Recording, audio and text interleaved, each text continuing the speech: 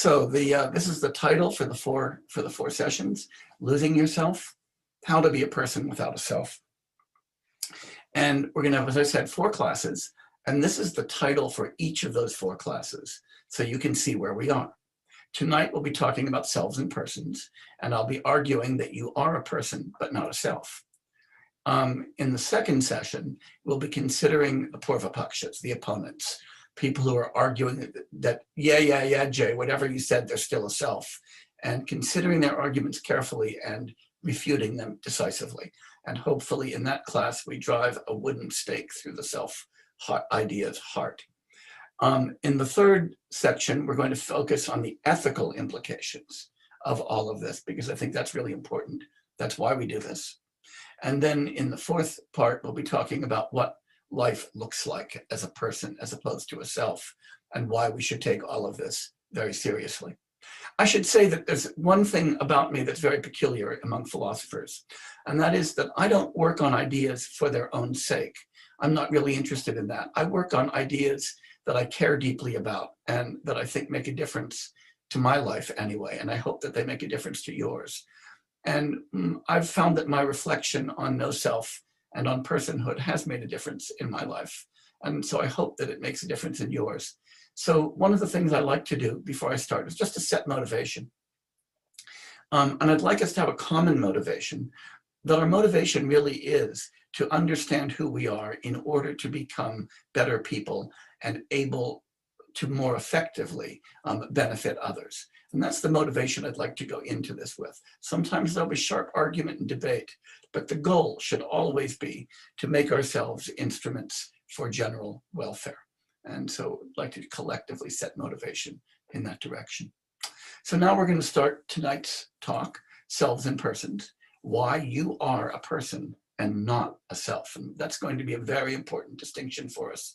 And we will get to that distinction later. So if right now you're saying, what's the difference between a person and a self? I say, stay tuned. You're going to find out soon, and you'll find out why it's important and interesting. So this has a few sections. The first section I call, who do you think you are? What a self is and why you really do think you have one, no matter how long you've been practicing. Second, why you really don't have the self you think you have.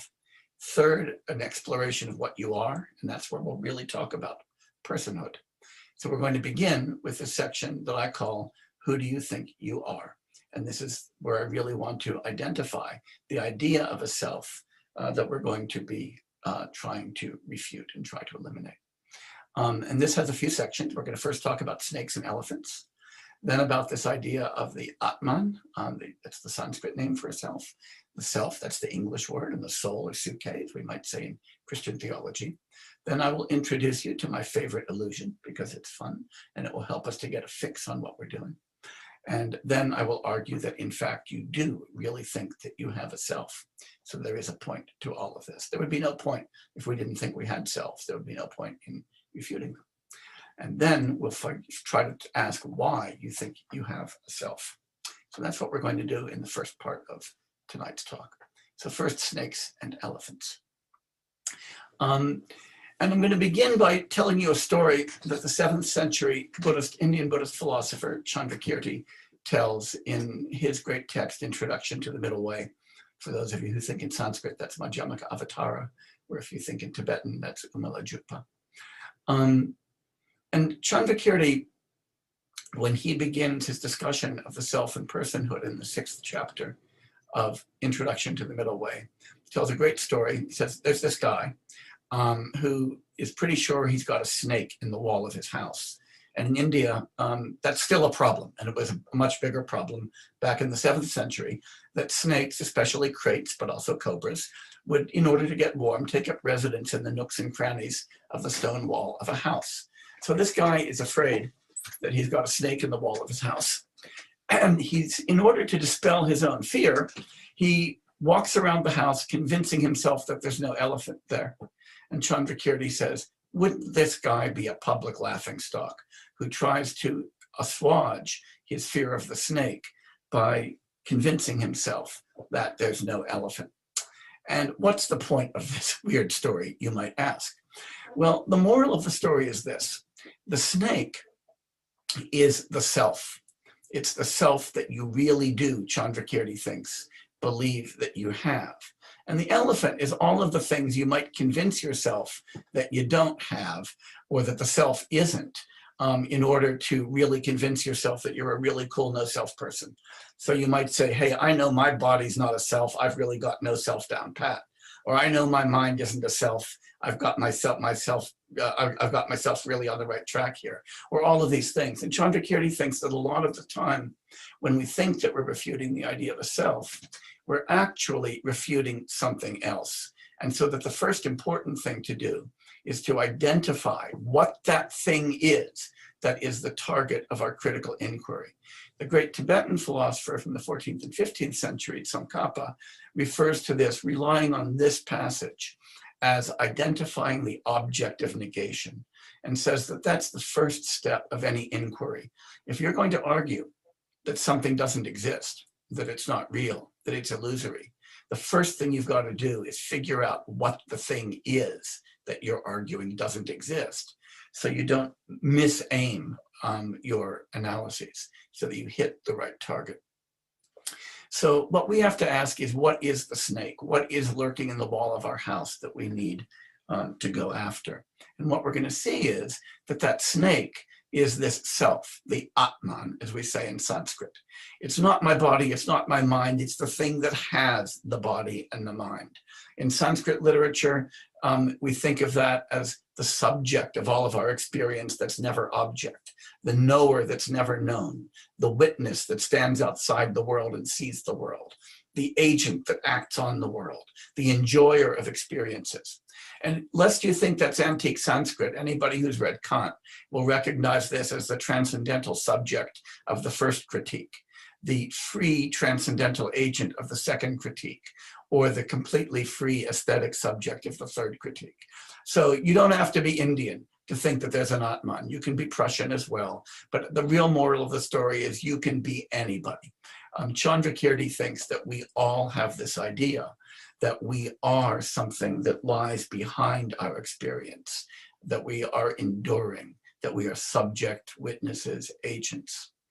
And the important thing to point out is that when we think of the self this way, the self isn't my body or my mind. I don't take my body to be myself, and we're going to see that in a moment. But I think of the self, the target of this analysis, the snake in the wall, as the thing that has a body, the thing that has a mind. And of course, if we were operating in India and taking a doctrine of reincarnation or rebirth for granted, we would think of it as the thing that in different lives appropriates different bodies and minds, but remains the same through those lives. But if we're not in a kind of reincarnation and rebirth kind of mood, then we might think that it's just the thing that endures through our entire life while everything else changes. That is the thing that was me when I was an itty bitty baby, when I was a young, handsome guy, when now that I'm an old guy, that there's something continuous there, and we think of that as the self. The question is, what's the elephant, if that's what snake is? And the idea of the elephant for Chandrakirti is, the elephant is when we identify ourselves with any one of our psychophysical constituents, like maybe our body, or maybe our thought process, or maybe our perceptions, or our sensations, or our emotions, or our personality trait, or our possessions, or something like that. When we say, okay, I think that's what the self is, and I'm going to convince you that I'm not that. That's what the elephant is. And we want to avoid refuting the elephant when it's really important to refute the snake. The other way to think about the elephant is it could be the conventional person. And we're not going to want to argue that our bodies don't exist, that our minds don't exist, that the person doesn't exist. We need to argue that there's no snake in the wall, that the self doesn't exist. So let's talk a little bit about that self, about that object of negation, before we go about deliberately convincing you first that you believe you've got one, and then refuting it. So first of all, we've been talking a little bit about how the Atman is conceived in the orthodox Indian philosophies against which Buddhism counterposed itself. It's a transcendental object. It's not something that we actually experience. It's the thing that does the experiencing. It's not something we act on. It's the thing that is the agent that performs the actions. And as I said, it's the thing which is reborn from life to life.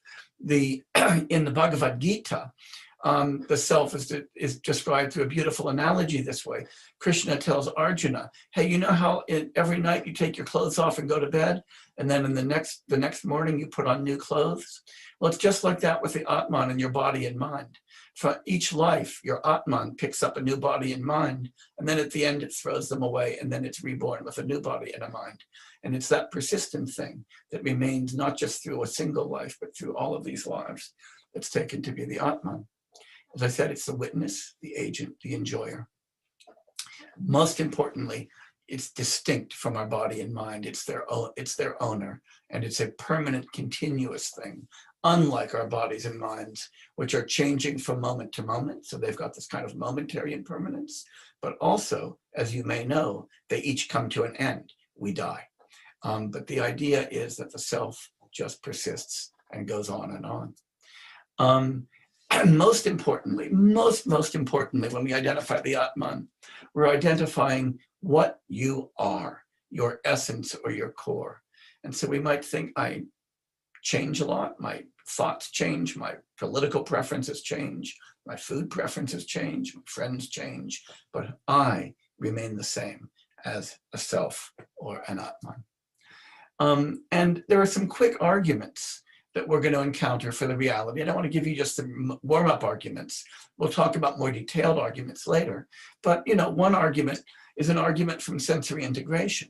So right now, if I'm looking at an object, say an apple, and I see that it's round and it's red and that it's sweet smelling and so forth, I don't have a number of different objects, something smooth and round, something red, something sweet smelling. I have a single object that has the properties of being red, round, sweet smelling, slightly heavy, and so forth. Each of my senses gives me different information, but I represent them as pertaining to a single object. So one argument is, in order to bind together the information I get from different sensory modalities, there's got to be a self to which they all refer that's doing the experiencing. There's an argument for memory. Since I can remember what I did yesterday, and I can anticipate giving the second talk next week, I remember that I thought about this talk yesterday, and I anticipate that I will give a talk next week. In order to have those memories as memories of me doing something or anticipations of me doing something in the future, there has to be some me that endures from past to present to future as the subject of those states, one might think.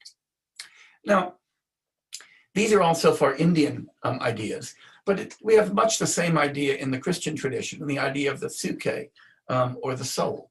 It's a moral center. That is, it's the thing that really is sinful or pure, that's good or bad, as opposed to something adventitious and changing. It's the thing that knows. It's the thing that that perceives the world and stands as subject. In Christianity, just like in the Hindu tradition, it's eternal, because even though my body will die, as we know in the Christian tradition, I will be resurrected to eternal life, or sent to hell for eternal life, more likely in my case. We also have views about the self that we get in early modern philosophy, views from Descartes, who argued that we've got to posit the existence of a self. Why? Well, because I know that I think. And if I think, I know that I have to exist as a thinker. And so that thing that exists as a thinker is not something that I'm casually related to, but it's me, the thinking thing, the self. And Descartes, of course, thought that that self was also very different from my body, because I can immediately know that I have a self, but I only know my body through the doubtful operation of my senses. So that's what the self is. And now I want to introduce you to my favorite illusion, which is going to be important because I'm going to use it as a model for everything that we're going to talk about later when we talk about the self. And that's the Mueller-Lyer illusion. So here we have two lines with little arrowheads. And those two lines, those two parallel lines, are exactly the same length as one another. You can sort of line them up visually and see that. But the arrowheads on each side make the top line look much larger than the bottom line. And the amazing thing about the Mueller-Lyer illusion, one of the reasons I like it, is A, it's really easy to draw, and B, Even if you know that it's an illusion, you're totally sucked into it. So, and I'm just always amazed by that, right? You can just draw this illusion for somebody, draw the parallel lines, the same length, they see that, draw the arrowheads, and all of a sudden the lines change in apparent length. And I use this because it illustrates an important thing about an illusion.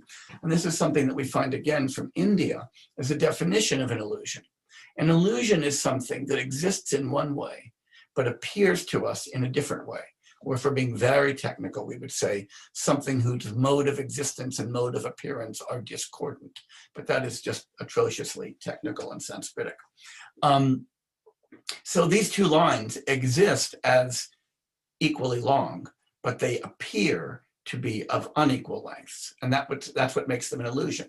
A mirage exists as a refraction pattern of light, but appears to be water. So whenever we get that difference between a mode of appearance and a mode of existence, we have an example of illusion. And I say that because I want to argue that the self is an illusion, that we exist in one way, that is as persons, but we appear to exist as selves. And so we have to come to understand that illusion in order to begin dispelling it. All of this is still riffing on Chandrakirti's snake. The other important thing to note is that even knowing that an illusion is an illusion doesn't get rid of it. As an old psychoanalyst friend of mine said of his craft, it just adds insight to injury. That is, we can know that the illusion, the Mueller-Lyer illusion, is an illusion. We can draw it ourselves 100 times, but knowing that doesn't make it go away. And that's because that illusion is perceptual, not conceptual. We're absolutely wired to see things that way. And it may well be that we are wired or badly wired to see ourselves as selves instead of as persons. But we'll think about that later. What I do want you to constantly think about, though, is the Mueller-Lyer illusion as a model or an analogy for the illusion of the self. So I want to convince you now that you really do think you have a self, no matter how many years you've been practicing. Okay. First thing, we're going to do this with a couple of thought experiments. And the neat things about thought experiments that I like is you can imagine impossible stuff, just like you can dream impossible stuff. You might not be able to see impossible stuff, but you can imagine stuff that makes no sense at all. And that's what I'm going to ask you to do right now. And thought experiments are sometimes taken to show that something's possible. I don't think that's true. I don't think you can ever show that something is possible by imagining it. But what you can show is something psychological, namely that you could believe that it's so, even if it's not so. And so now I want to do the first thought experiment to help you convince yourself that you've got a self. And this one can get a little bit personal, and I'm not going to ask you any personal questions, though I'll divulge something deeply personal about myself. What I want you to do is to now imagine somebody whose body you would like to have as your own, either for a few minutes or maybe long term. I'm not going to ask you why you want that body. I don't want to get that deep into your psyche, and that might be very personal. But I'll tell you whose body I'd like to have and for how long, just to give you a warm-up feel for this. I really would like to have Usain Bolt's body of a few years ago for 9.6 seconds, because I would love to know what it feels like to run 100 meters that fast. Now, when I form that desire, I think that's a coherent desire. Why do I think that? Because I really do desire it. I would love it. I'd pay a lot of money to do that. But what I don't want is to be Usain Bolt, because Usain Bolt is already Usain Bolt, and that doesn't do me any good. What I want is to be me, Jay, with Usain Bolt's body, so I can know what it feels like to run really, really fast. Now, I'm not claiming that this is a coherent desire. I'm not claiming that it's possible for me to remain Jay and have Usain Bolt's body, but I am claiming that I can desire it. And if you are anything like me, for some body or other, you can desire to have it for some time or other. If you can form that desire, then you, deep in your gut, don't believe that you are your body. You believe that you have a body and that you might have a different body, just like you might have a different hat or a different cat. And if you believe that, then you really do believe that whatever you are not your body. Now, you might think, well, that's obviously true. I've never thought I was my body, but maybe I'm my mind. I don't think you really believe that either. And I want to do the same thought experiment to convince you of that. Now I want you to think about somebody's mind that you'd really like to have. Maybe not for a long time, maybe only for a few minutes. I'll tell you mine again. I'm really big in divulging, hyper sharing, oversharing personal secrets. I would really love to have Stephen Hawking's mind when he was still alive, of course, not now. And I'd like to have it only for about 5 or 10 minutes, because what I would really like is to be able to really understand quantum gravity. And I can't really understand it, but if I had Stephen Hawking's mind for a few minutes, then I could understand it. Now, I obviously don't want to be Stephen Hawking. For one thing, he's dead. For another thing, he was already Stephen Hawking, and it didn't do me a damn bit of good. What I want is to be me, Jay, with his mind, so that I can use it to understand quantum gravity. I think that'd be really cool. Again, I'm not claiming that this is coherent. I'm not claiming that it's possible, but I am claiming that it's a psychologically possible state to be in, to crave somebody else's mind. And if you, like me, can form that desire, then you, like me, deep in your gut, do not believe that you are your mind. You believe that you're something that has a mind, just like you have a body, and that you possess that mind, and you could still be you with another mind and another body. I mean, just imagine having Usain Bolt's body and Stephen Hawking's mind. That would be totally cool. Then I could understand quantum gravity while setting a new record for the 100-meter sprint. But that's not going to happen, alas. The moral of these experiments takes us right back to Chandrakirti's serpent. I think the moral of these experiments is that deep down at an atavistic gut level, we believe that we are something that stands behind our minds and our bodies.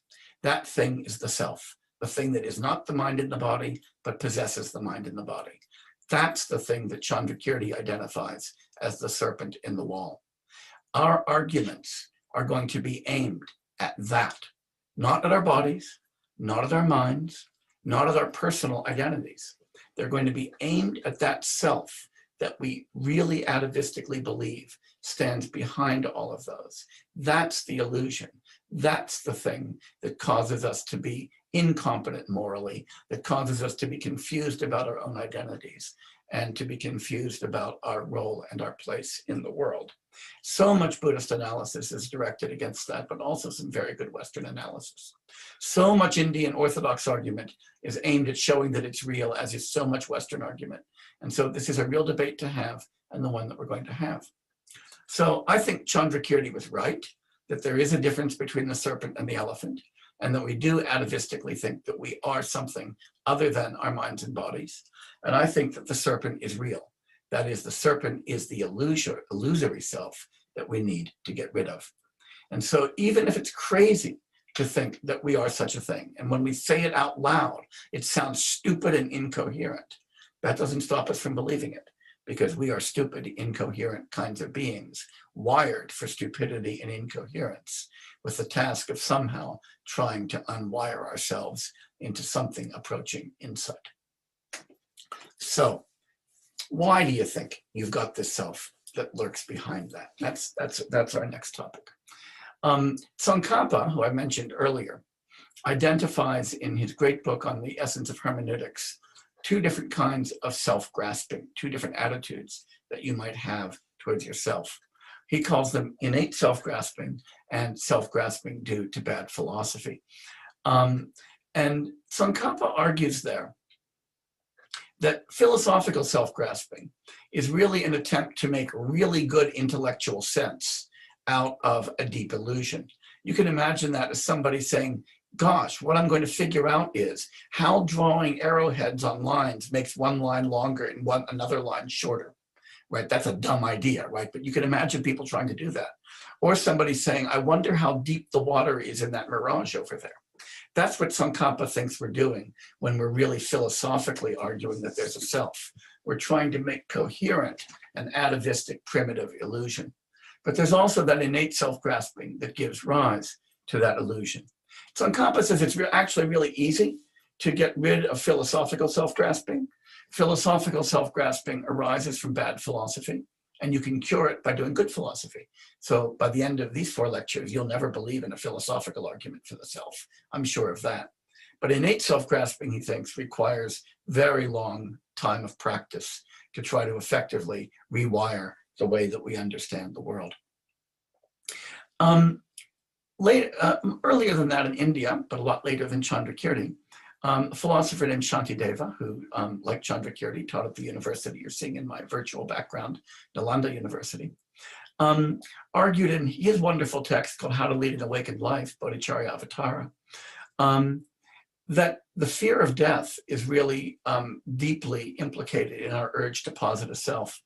And the 20th and 21st century sociologist, Ernest Becker, has made a lot, has offered the same kind of argument, which he calls terror management theory.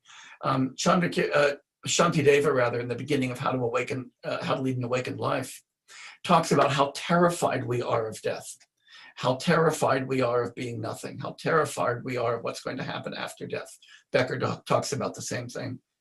And Shantideva argues that in order to save ourselves from that terror, what we do is we try to posit, make permanent, and safeguard the self. Becker does the same thing, says we tend to reify ourselves as a bulwark against terror, to somehow manage our terror.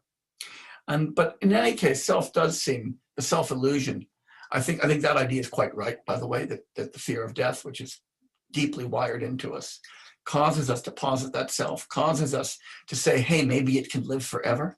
Maybe it can be reborn life after life after life. Maybe it can go to heaven, things like that. But I also think the idea that affect is deeply related to our sense of self is really there. Shantideva makes this point as well, as does David Hume. Shantideva points out that here's when you really decide you've got a self. It's when somebody insults you or hurts you, right? So somebody says, Garfield, you idiot, an asshole. And I immediately say, wait a minute, I'm a whole lot better than that. How dare you talk to me like that? I don't feel like my body's been insulted. I don't feel like my mind has been insulted. I don't feel like my perceptions or sensations have been insulted. I feel like I, the thing that's got those things, has been insulted, and I want revenge at that point. So that kind of affect there. Or if you do something really cool, like win the Olympic gold medal in a 100-meter sprint, like I would love to do, with Usain Bolt's body, then you think, when you're really proud of what you've done, the pride attaches not to my body, not to my mind, but to me. So this idea that affect really brings up that sense of self, I think, is really important. Hume makes the same point in his treatise of human nature, for those of you who want to see this done in Western philosophy. He thinks that it's pride and shame that really bring up the idea of the self. I mean, when I'm ashamed of something that I've done, I'm not ashamed of my hand that wrote badly. I'm ashamed of me for having bad penmanship. If I didn't give to a beggar, I'm not ashamed that my mind did something wrong. I'm ashamed that I was tight-fisted. And so the idea that these affects bring up the idea of self, I think, is very powerful. And of course, anger, as I said earlier, is another big one. All of these involve egocentric attachment. So it's when we're attached to things in a way that really fronts our ego as the possessor, then we find that we're positing that self. And so this finishes the first of the 3 things I wanted to do this evening. First was to convince you that you really do think you're a self, to explain what that self is, and to give some idea of why I think that you have, why I think that you have a self, no matter how much you might reject that idea on reflection. So now we'll turn to the second part, which is arguing that in fact, you don't have a self. Okay, let's talk about why you've got no self. Now we're going to start the real refutation work that we hope to do. So why you have no self.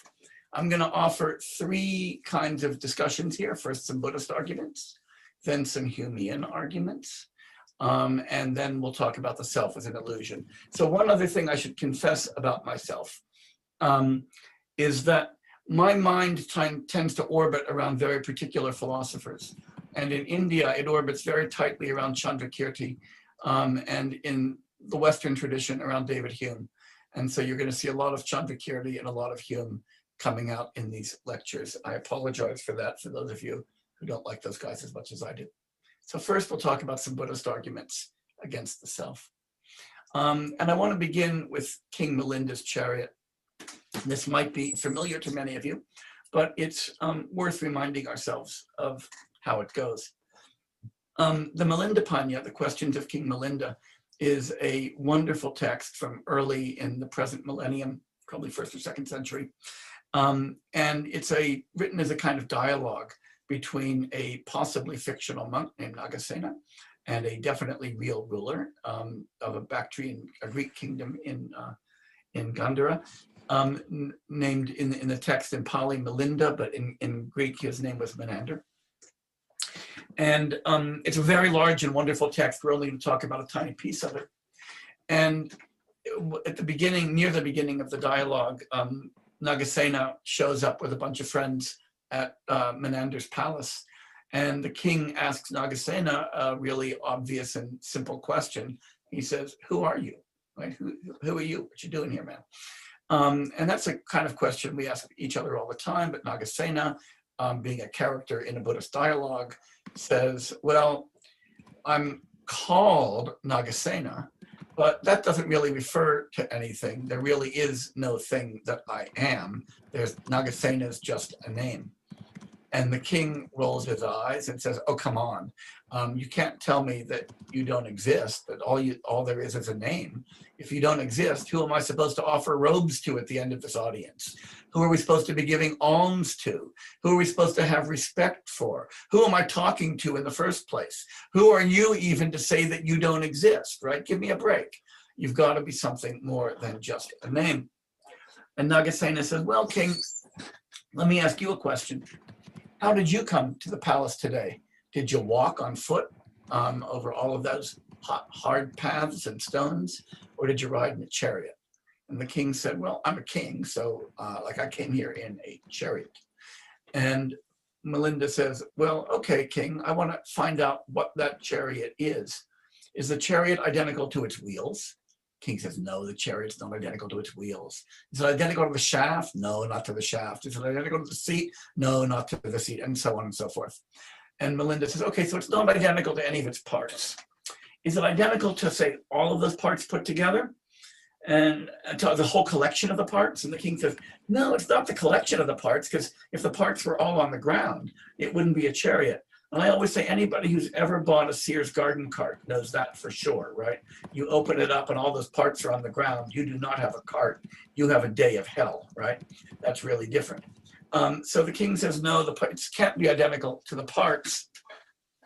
And Nagasena says, "Well, how about all the parts put together?" And the king thinks, "That can't be that either, because you can replace the parts. I could take the wheel off and put a better wheel on. I could reupholster the seat and I'd still have the same chariot." And so Nagasena says, "Well, it's something different from the parts." "Well, no, it can't be anything different from the parts, because if you take away all the parts, you don't have anything left." And so Nagasena says, "So your chariot's not identical to its parts. It's not different from its parts. It's not the parts assembled just so. I can't figure out what it is. It sounds to me, king, like there's no chariot there, but there is a chariot. The chariot's just a nominal designation, a way we have of talking about all of these things when they work just so in our life. And similarly, king, there's no me.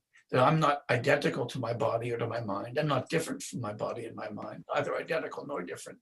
There's just a designation, just a way of talking, just like chariots are just a way of talking." Then the king says, yeah, but if that's so, how could you possibly exist through time? How could you be something that's reborn? Because of course this is happening in India in the context of a doctrine of rebirth. But we could ask the same thing. How could you be the same person you were this morning, in this evening? How can you plan to be the same person tomorrow? And Nagasena gives a different analogy. He says, "Hey, king, do you keep a little lamp by your bedside at night, a little night light, so you can, get up at night and find your way around if you need to?" And the king says, "Sure." But of course, back then in India, there were these little tiny clay lamps that held a small amount of oil. And so if you were a king, you had somebody whose job it was, when that flame was burning down, to use that flame to light a new lamp and put it there. When that one was burning down, to light a new flame. So this is a kind of, a possible life as a servant for a king. And Melinda says, "So you have a flame, and when you go to sleep and that flame is burning, is the lamp still burning when you wake up in the morning? And the king says, of course it is. I've got good servants. But Melinda says, but no single lamp is burning through the entire night. The flame is passing from one lamp to another lamp to another lamp to another lamp. And he says, that's how it is with us. I don't need to have a single I that's going from moment to moment to moment to moment. We can think of each moment of me as passing the flame on to the next moment in a causal series, without us thinking that there's some single flame, some single bit of glowing gas that persists through the entire night, or some single self that persists through my entire life. Rather, we can think of me as a sequence of little bits of light or little bits of fire. Buddhism, of course, is full of fire metaphors. That's a topic for another day. So the idea here is, in the questions of King Melinda, that we can understand the fact that we exist conventionally, but as neither the same nor different from the various constituents that we have, that we can lack any core or self, but still have a perfectly good existence, just like chariots do. And that kind of existence is enough to account for our existence through time without positing a persistent self or a soul that is strung along through all of those moments. Now, Chandrakirti, my buddy, takes that metaphor up, the chariot metaphor, in the text that we were talking about earlier, Madhyamaka Avatara, Introduction to the Middle Way.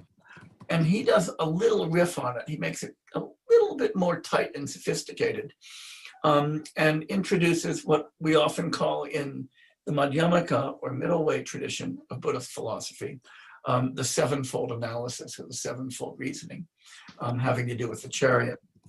And Chandrakirti argues, look, when you think about the relationship between the chariot and its parts, as we're invited to do in the questions of King Melinda, we don't want to say that the chariot is different from its parts, because of course, if it were, then if you took away the parts, you could still have a chariot, and that doesn't work. Moreover, you don't want to say that the chariot is identical to its parts, because there's no single part to which it's identical. And if it's identical to all of the parts, then you'd have hundreds of chariots. Or moreover, when the chariot was unassembled, you could still ride it, that you would still have a chariot when you took it out of the Sears chariot box. We don't want to think of the chariot as the possessor of the parts, as something different, because that would be a version of it being something different. We don't say, you don't order, when you order a chariot or a garden cart from Sears, you don't say, I need two things. I need the cart, and then I need the parts of the cart, right? When you get the parts of the cart, you've got all you're going to get. Nor do we want to think that somehow the chariot is something that comes into existence as dependent upon the parts, because for one thing to depend on another, they've again got to be different from each other. Nor, as Chandrakirti points out, do we want to think of the chariot as the parts arranged just so, right? Arranged chariot-wise, because we would still have the same chariot if we replaced a bad axle, or if we inflated a tire that had gone flat, or something like that. So Chandrakirti also argues we don't want to think of the chariot either as identical to or as different from its parts. But he also argues that we don't want to think of it as this kind of thing that emerges in the parts, right? He says it's not in the parts either. And what he means by that is that when we try to understand what it is to be a chariot, we can't do that just by talking about chariot parts.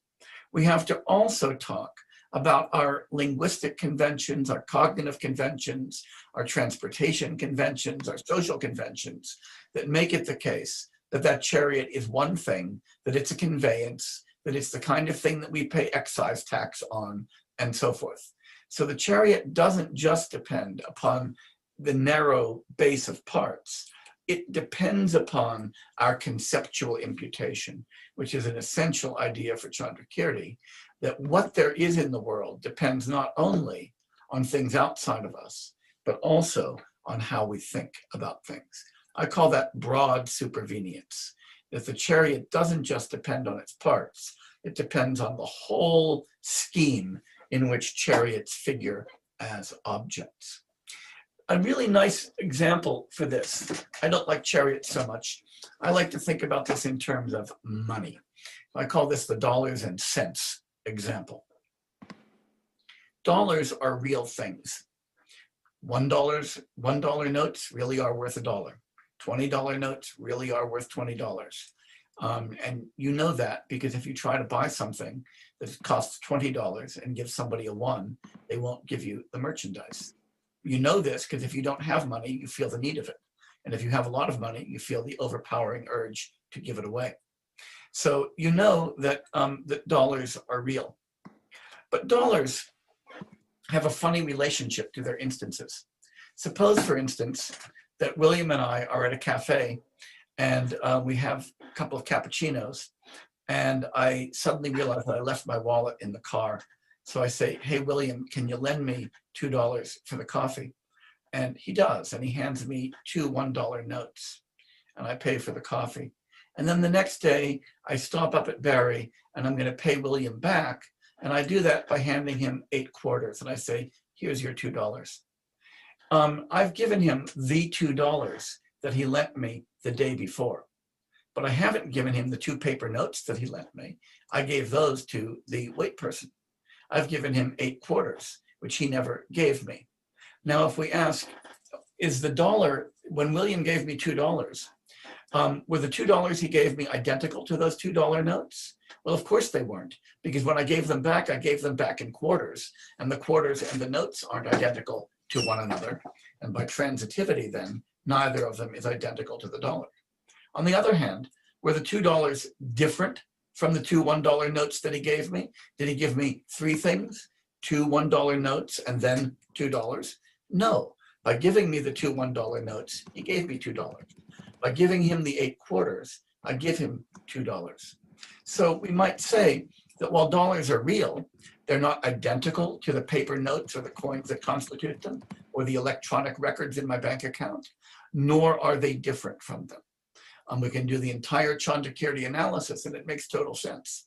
Moreover, and this is something we can see very clearly in the case of money, in the case of dollars, dollars are broadly supervenient phenomena. It's not the intrinsic value of the paper and the ink that makes a $1 note worth $1 and a $20 note worth $20. The ink and the paper have exactly the same value. Rather, it's something very different. It's the set of conventions we have for using those notes, for giving change, and for purchasing. It's the way the Federal Reserve works. It's the way the banking system works. It's the way the commercial system works. If you took away the banking system, if you took away the Federal Reserve, then $1 notes wouldn't be worth anything at all. $20 notes wouldn't be worth anything at all. You can see this if you think about Confederate currency. We don't think a $20 Confederate note is worth 20 times as much as a $1 Confederate note. To a collector, they're probably worth about the same. It all depends upon their condition. Whereas even a raggedy $20 note is worth 20 times as much as a crisp, new $1 note. What gives them their value is the role they play in a much larger system. That's what we mean by dependence on conceptual imputation. That's what we mean by broad supervenience. None of this means that dollars aren't real. It means, though, that we can't understand dollars as identical to their instances, as different from their instances, as in their instances, as dependent upon their instances, or any of those other alternatives that the Milindapanya and the Madhyamaka Avatara suggest. Rather, we think of them as conventionally real, conceptual imputations that we create, but when we create them as real. The self is like that. The self is like thinking that there's something that is really underlying the chariot or underlying the dollar that gives it its value.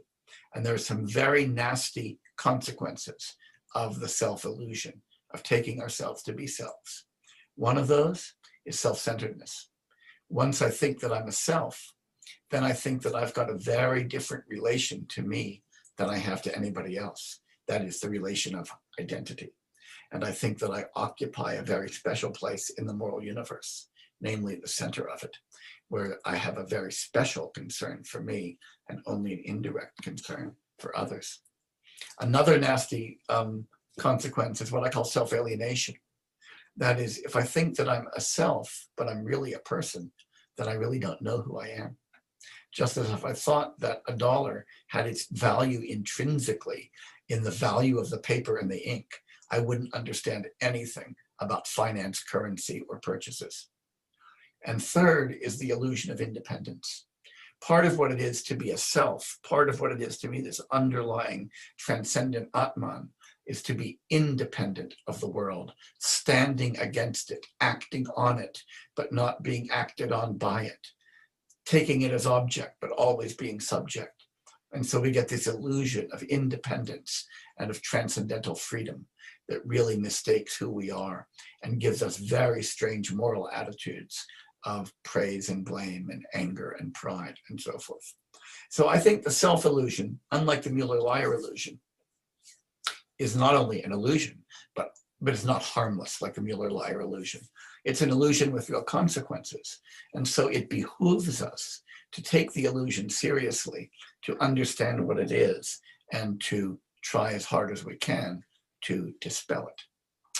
Now I want to talk about some Humean arguments against the self. And I'm going to quote a little bit from the treatise. Hume says in book 1, part 4, section 6, paragraph 1, that's how we read those numbers.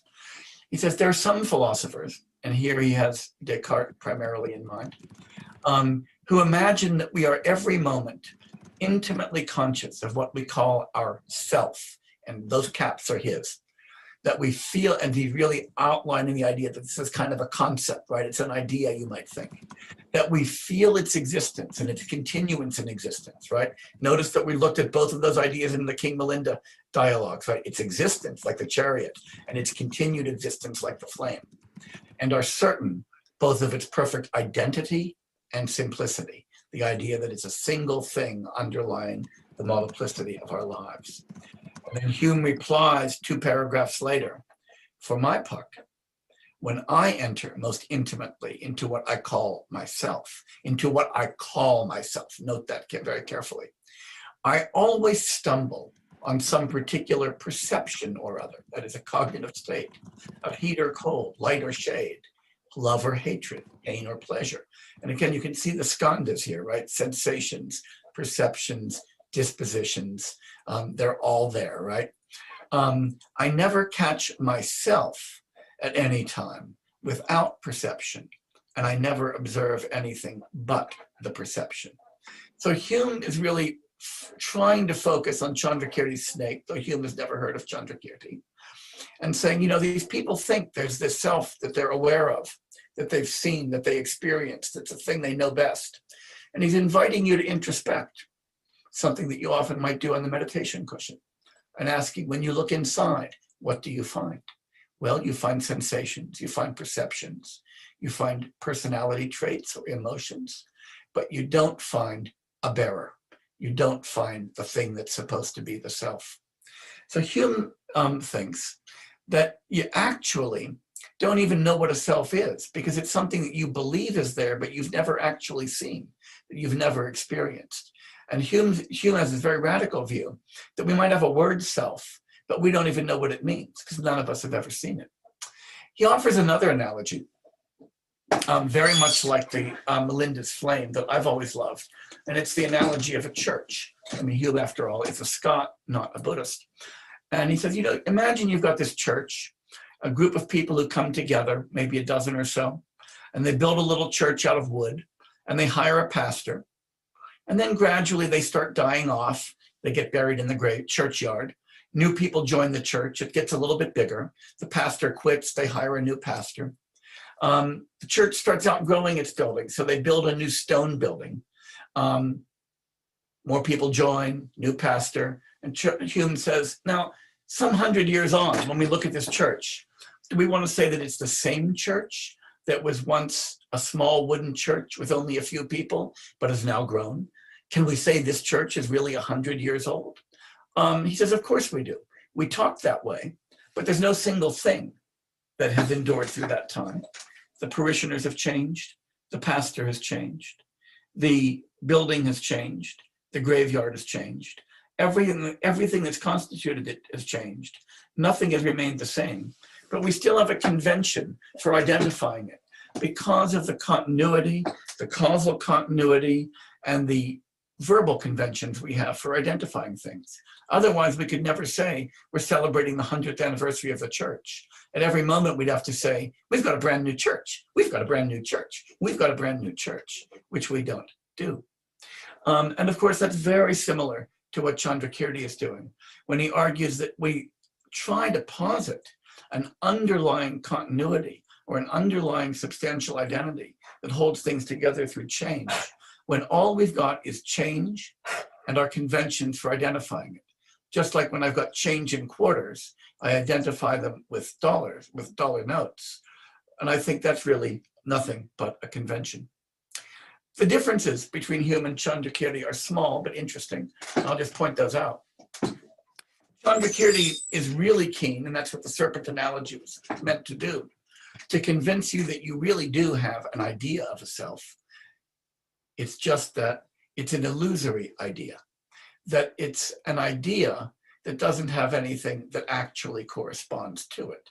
Just as we might have an idea of the difference in length between the parallel lines in the Mueller-Lyer illusion, there's just no difference in length that corresponds to them. Hume, on the other hand, wants a slightly more radical conclusion. He wants to convince you that you're using a word self and you think you have an idea that corresponds to it, but you don't.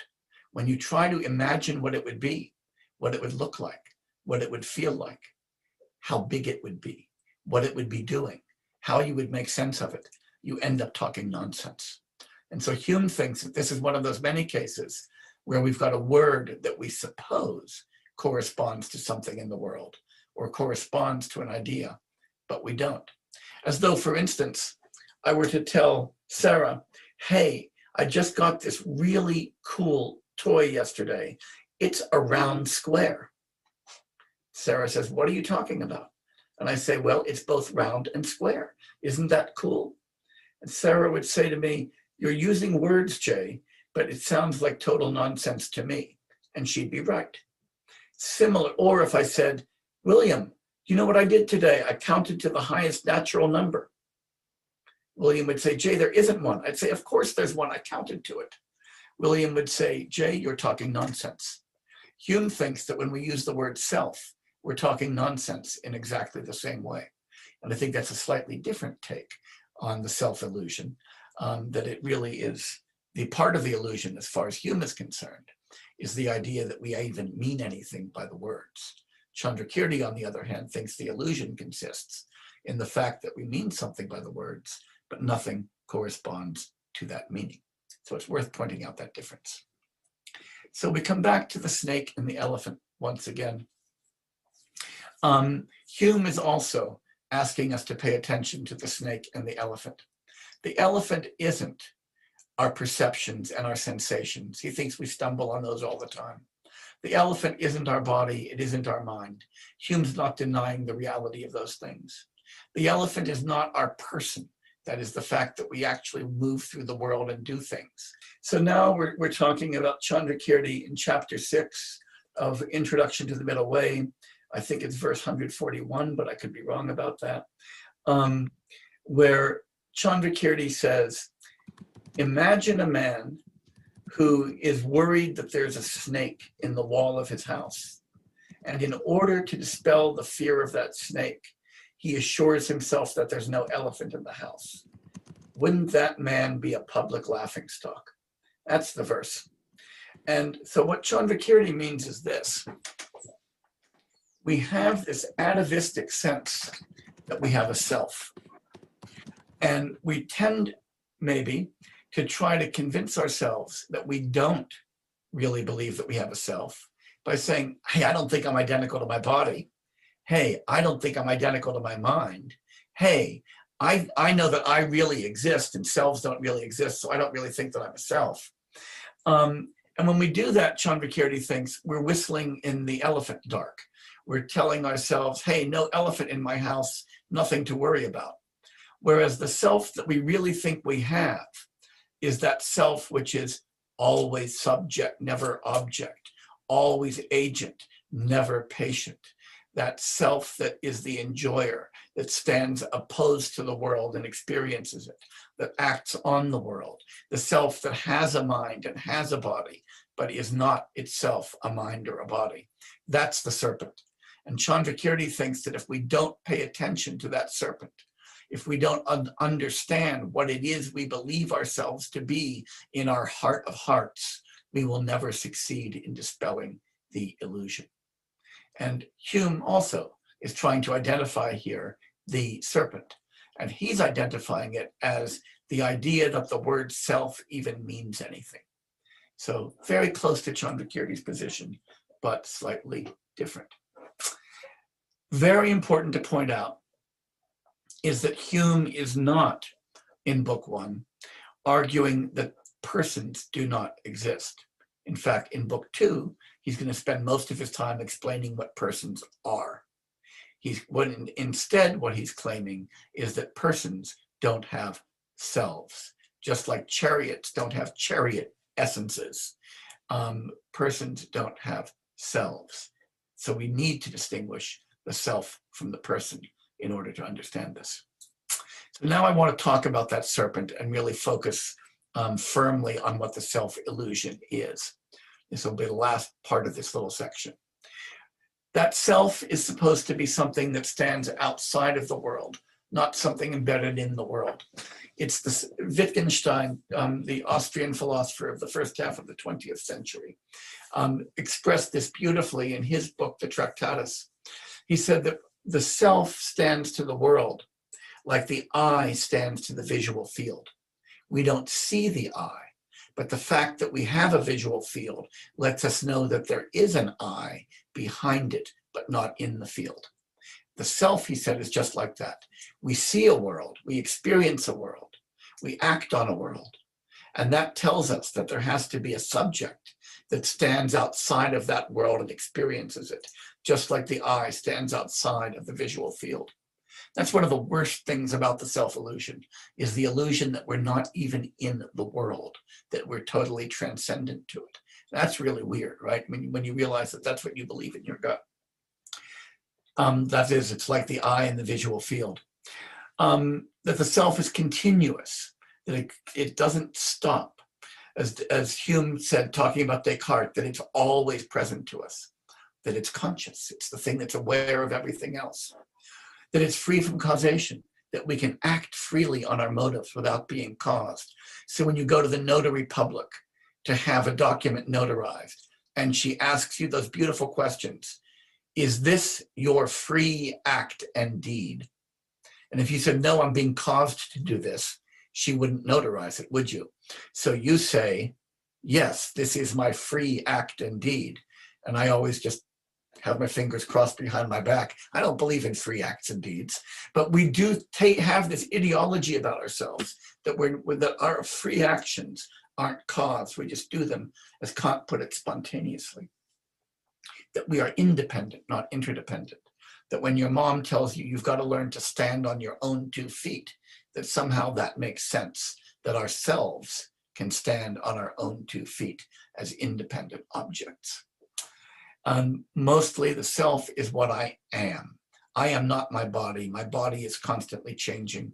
My body was once young and fast. Now it's old and has a new knee.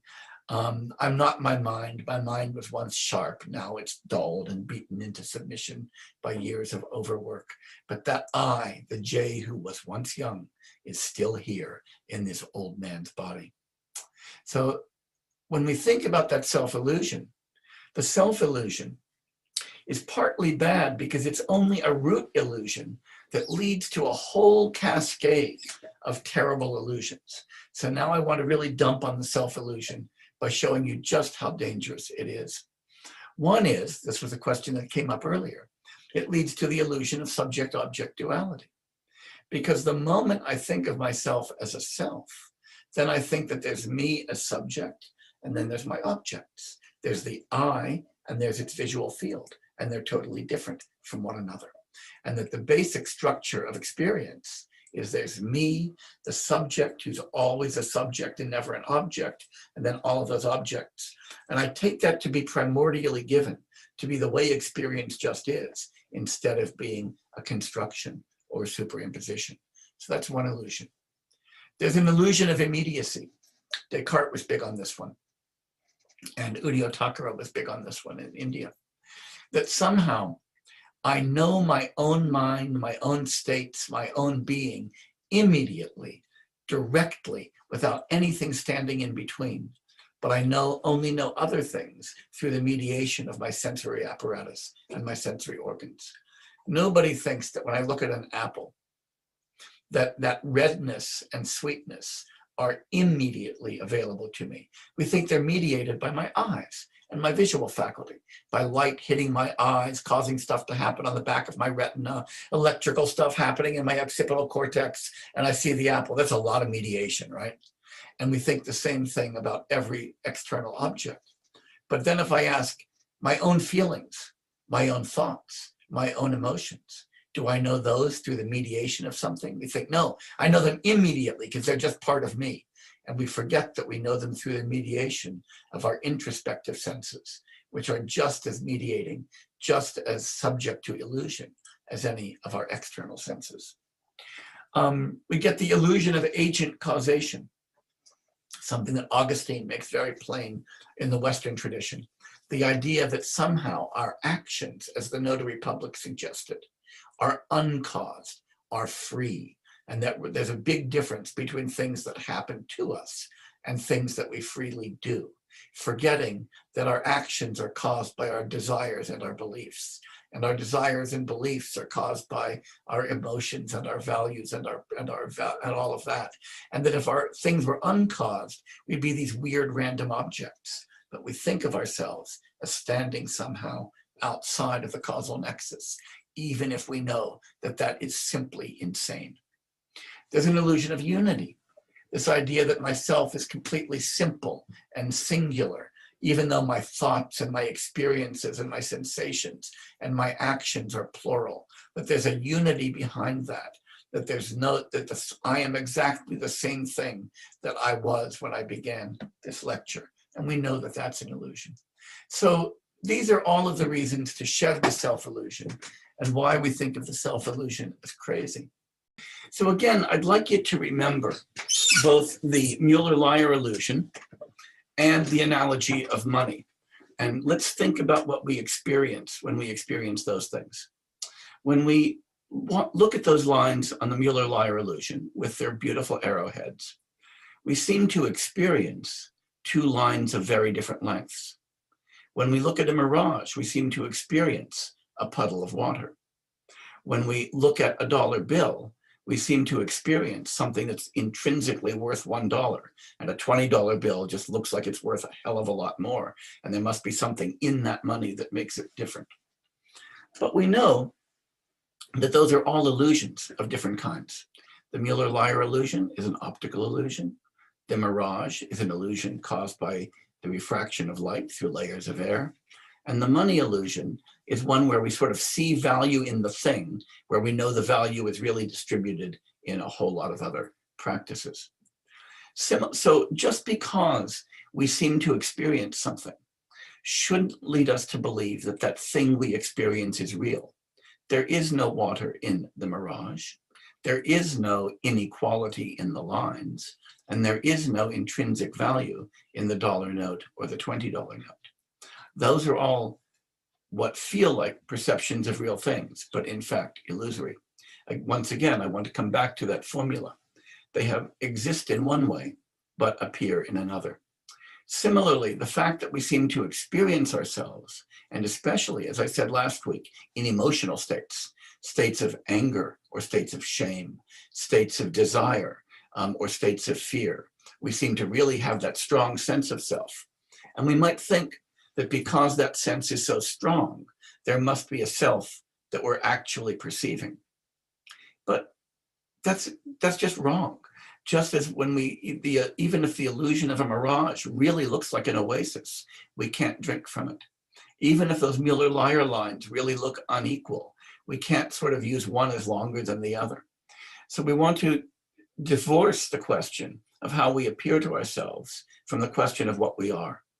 And so I want to really hold on to those arguments against the reality of the self that we looked at last time, and grant that we have an experience that suggests to ourselves that we're selves, but then talk about what we are instead, and to really uncover that illusion right now. So now I'm going to transition to persons in order to partly answer that question and to answer the other question of what a person is.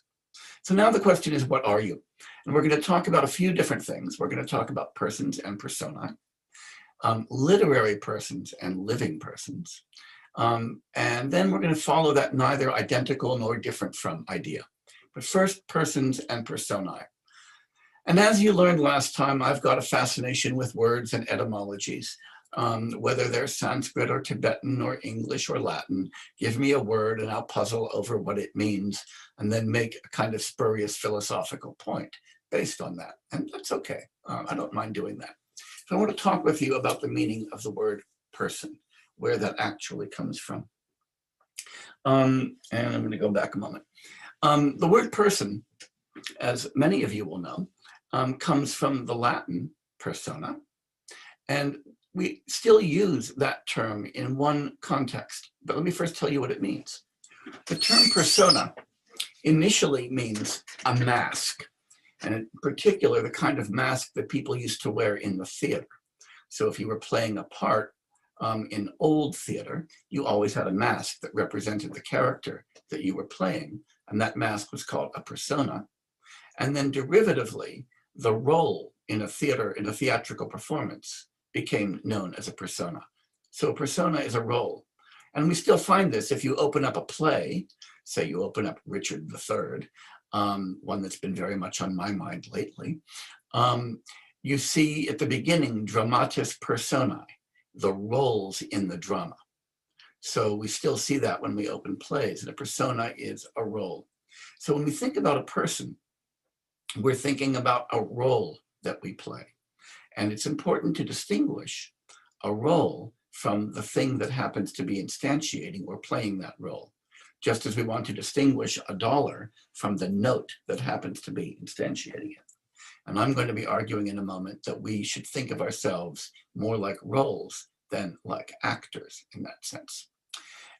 We get the same kind of distinction in Sanskrit, though without the same etymology, when we talk about the self as Atman, that permanent, unchanging thing, that witness, that agent, that enjoyer, that is different from the body and mind, that puts on a new body and mind in each birth.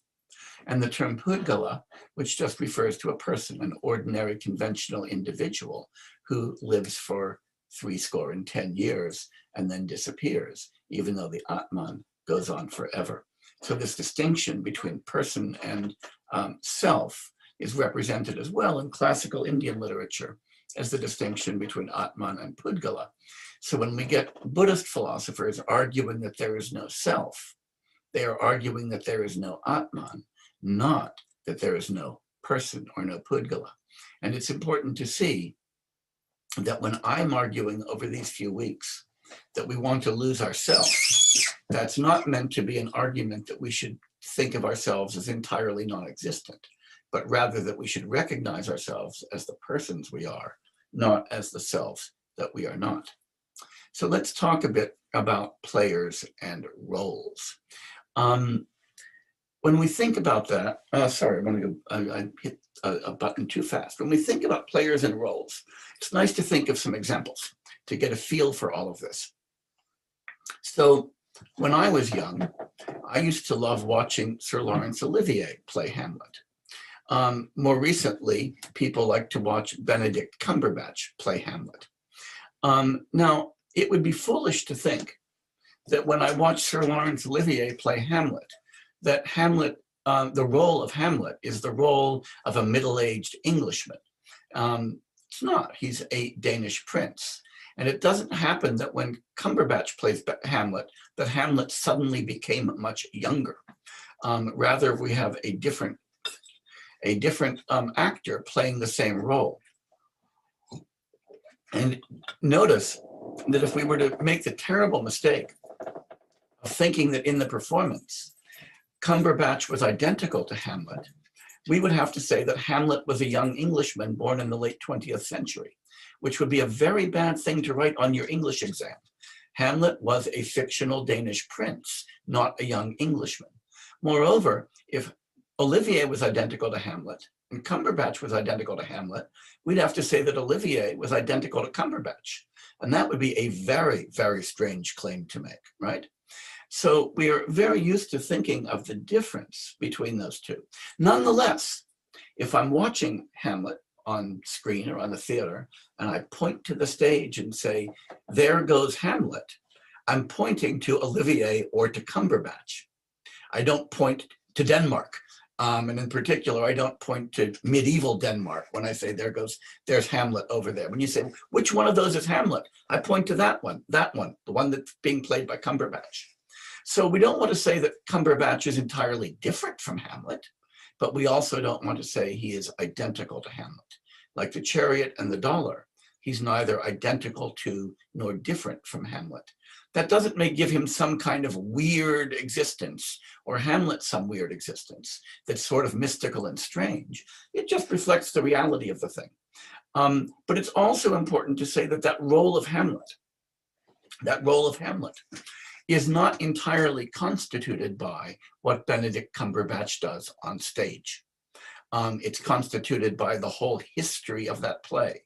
It's constituted by the lines that Shakespeare wrote. And there are facts about Hamlet. He was Danish, he was not Mongolian. He was a melancholy prince, he was not a circus performer. These are all facts. So the fiction of Hamlet creates facts about him. Moreover, those facts outrun what Shakespeare ever could have imagined, because Hamlet is also a character in Tom Stoppard's play, Rosencrantz and Guildenstern Are Dead. Shakespeare didn't make that happen. So even when we create fictional characters, they acquire lives beyond those envisioned by their creators. And those are also facts about Hamlet. So I want to emphasize that saying that something is merely a role and not a player doesn't mean that it's non-existent, doesn't mean that it doesn't have power, doesn't mean we can't think about it, doesn't mean there aren't truths and falsity about it. It just means that we don't want to think about it, I'll use that word now, as supervening just on a particular body at a particular time, but rather that it gets its existence from an entire institution, the institution of the theater, Shakespeare, actors, all of that stuff. So when I say that we're more like roles than players, I want to say that the kind of existence we have is an existence that is broadly supervenient like that, and not a narrow kind of existence. We are neither identical to nor different from our bodies and minds, just as Chandrakirti suggested. Now, as I said, this really gives us a way to think about fact and fiction. And now you'll find another of my delight in words, because we're very accustomed to thinking of fact and fiction as antonyms, right? Fact is one thing, it's really, really real, and fiction is something completely imaginary. I want to destabilize that for a minute by reminding you of a really odd fact, or a fiction. Fact and fiction are the same word. They derive in Old English both from the same Latin term fingere, also your finger derives from fingere, which means to make, to create. So we have that in the idea of a factory, a place where we create things. A fact, something that has been created and is there. A fiction, something that we made up, that we created. So the etymology just works through all of that. And so when we say that something is a fiction, like Hamlet, I want to say that doesn't mean that it's not also factual. Making fictions is one way of making facts. And that's something that we need to be clear about. And one way of understanding that is that you can tell that something is factual or real when there's a difference between being right or wrong about it, when there are truths about it. And there are truths about Hamlet as well as falsities, truths about me as well as falsities. That's what makes me real, and that's what makes Hamlet real. And like the chariot, we can see that persons are neither, and personae, are neither identical to nor different from the phenomena upon which they supervene, upon which they depend, and that those can be very, very broad. So I want to come back to Chandrakirti's metaphor, that beautiful metaphor of the serpent and the elephant. We said that the self, or our identity with the self, was the serpent in the wall. That's the problem that we wanted to solve. The elephant is the person. When we try to assuage our worry about the self and to find out and discover that there's no serpent in the wall, that there's no self, we want to go after the idea that we are somehow identical to these permanent things lurking behind our minds and bodies. We don't want to deny that we are the elephant. We don't want to deny the reality of the person that we are. But moreover, and this was Chandrakirti's real point, we don't want to confuse the two. We don't want to think that just because we are real fictional characters, that we are real persons, that we are therefore real selves. And we don't want to think that because we're not selves, we don't exist as persons. So coming back to the idea of being neither identical to nor different from, which sounds so mystical and mysterious, but is really so very direct, we can say that just as that chariot was neither identical to its parts nor different from its parts, not the possessor of its parts, not somehow something that emerges from those parts, just as the dollar was neither identical to the note or to the quarters, nor different from them. After all, when Sarah gives me those 4 quarters, she's given me the dollar. When I gave her the note, I gave her the dollar. So the dollar isn't different from them, but it's not identical because it's the same dollar, just like Olivier and Cumberbatch. And just as dollars depend for their reality on the huge context of the banking and commercial system, we can, just as the actor is neither identical to Hamlet nor different from him. When I point to Cumberbatch, I point to Hamlet, but Hamlet isn't a young English actor. And the role itself, in order to exist, requires not just an actor, but a context. It's worth thinking about this for a minute, because we can make the same point with respect to Hamlet that we made with respect to the dollar. Just as I said, if we simply printed beautiful pieces of paper with lots of green ink, but had no banking system, those wouldn't be dollar notes. They would just be weird conceptual art. Imagine that if Shakespeare never lived and he never wrote those plays, but Benedict Cumberbatch had this weird habit of walking onto stages in theaters and saying things like, "To be or not to be? That is the question." He wouldn't be playing Hamlet. He'd be uttering words, but they would not constitute playing Hamlet, because Hamlet wouldn't exist, because the play wouldn't exist. So again, you need this enormous context to bring a role into existence, just as you need an enormous context to bring a person into existence. And just so, I want to say, when we recognize our identities as persons, we are not identical to our bodies and minds, to our psychophysical complexes, but we're also not different from them. Our identity doesn't depend just on the identities of our bodies and minds, but of the enormous social context in which we figure. So when I say that you're no self, that doesn't mean that you don't exist. That means that you exist this way. You exist in the same way that Hamlet and dollars exist. Hamlet's perfectly real, and so are dollars, and so are you. We're not roles, that is, we're actors. And we're just as real as actors, we're just as real as dollars, but we're not any realer. There isn't a special hyper reality of a self lurking behind there to give me a greater reality than everything else in the world. So now what we've done is we've accomplished the first of the 4 big goals in this course. We've explained what we think we are when we take ourselves to be selves. We've convinced ourselves that we in fact do think that we are selves. We've then convinced ourselves that that really is an illusion, and that we shouldn't be captured by that illusion and sucked in by it. And now I've explained that instead of selves, we are really persons, and that's as real as anything might want to be. And remember, the next big project is the Self Strikes Back, looking at contemporary arguments for the reality of the self and why nobody should get sucked in by them. So when we talk about the self strikes back, there are two different senses of self that people have been defending in contemporary Western literature and in early modern Western literature. One is I'm going to call the transcendent self. That is the self that sort of stands behind body and mind and space and time, this ego that is like the eye to the visual field, as we talked about last time, that is the condition of everything, but isn't itself ever an object. And then what's been called lately a minimal self, something that's been introduced largely as a result of the pressure of no self arguments to try to salvage something of a self in the face of that onslaught. And I'm going to argue that even that minimal self is trashy, but we're going to begin with the transcendent self. The transcendent self comes up in a lot of ways. So in India, the Nyaya philosopher Udayatthacura presents a powerful argument for a transcendent self, and it's one he was very much in dialogue with Buddhists. So he was responding to Buddhist arguments, and Buddhists responded to him in India. And then in the West, the most famous proponent of transcendent selves are people like Descartes in his famous cogito argument, but also Kant, who argued following Descartes in interesting ways for what he called the transcendental unity of apperception, or a transcendental ego. We're going to talk about what those are, why we think about those, and what transcendental arguments for the reality of the self look like.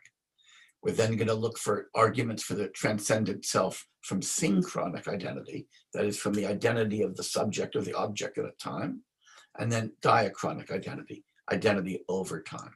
So we're going to give this view a good run for its money. I'm not going to leave anything out, and I'm going to show you that all of these arguments are trash.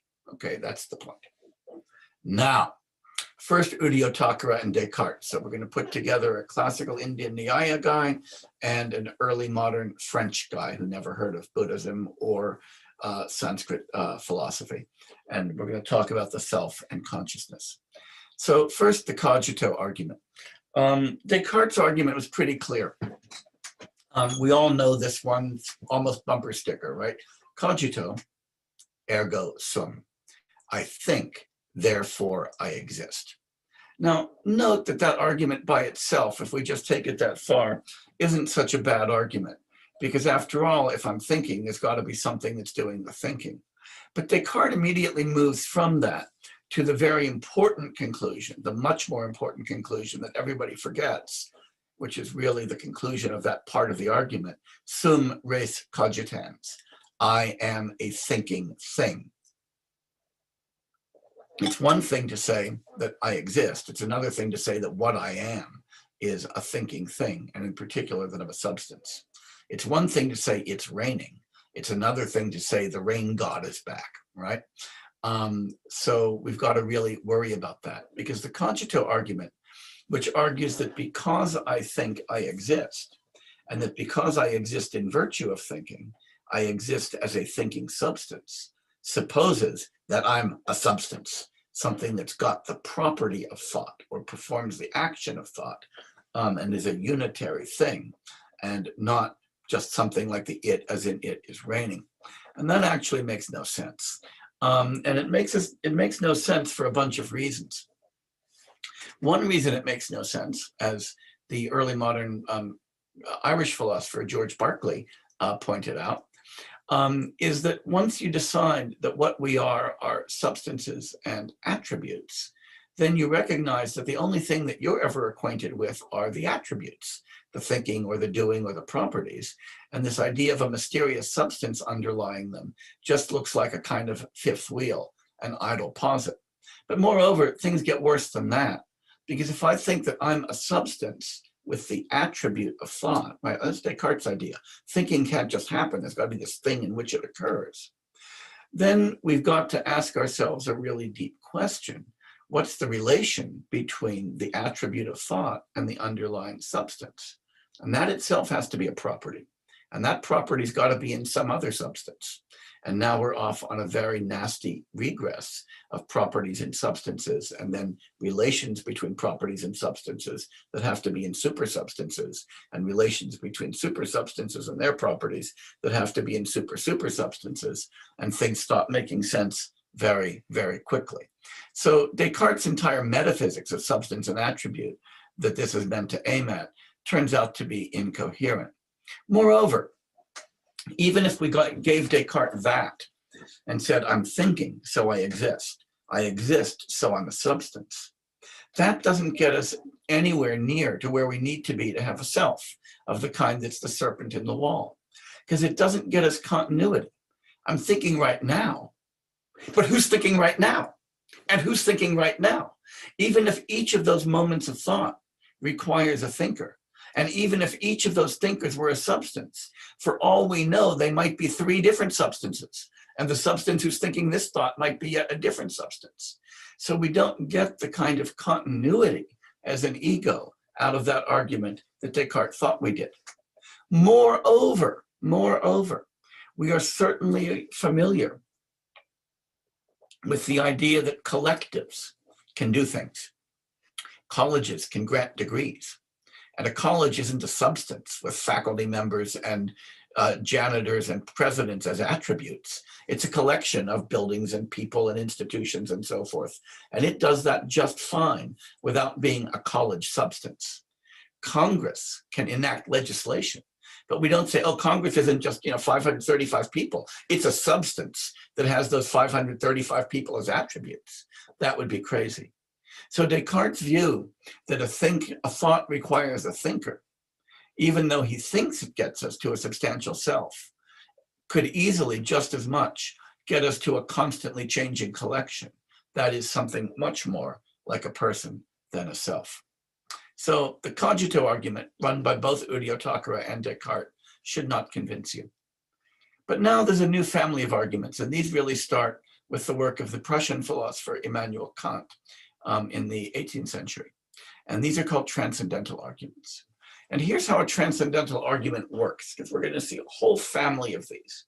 And usually when people try to argue for the existence of the self, these are the kinds of arguments that they have in mind. When we offer a transcendental argument, it's a very specific kind of philosophical argument. We take something for granted as existing, maybe space and time, or maybe thinking, or maybe emotions. And then we ask, what are the necessary conditions for something of that kind to even be possible? So it's like an argument for the best explanation. We say, okay, we have moral duties. What do we have to be like in order to have duties? We have thoughts. What do we need to be like in order to think? And so these kinds of transcendental arguments are very common.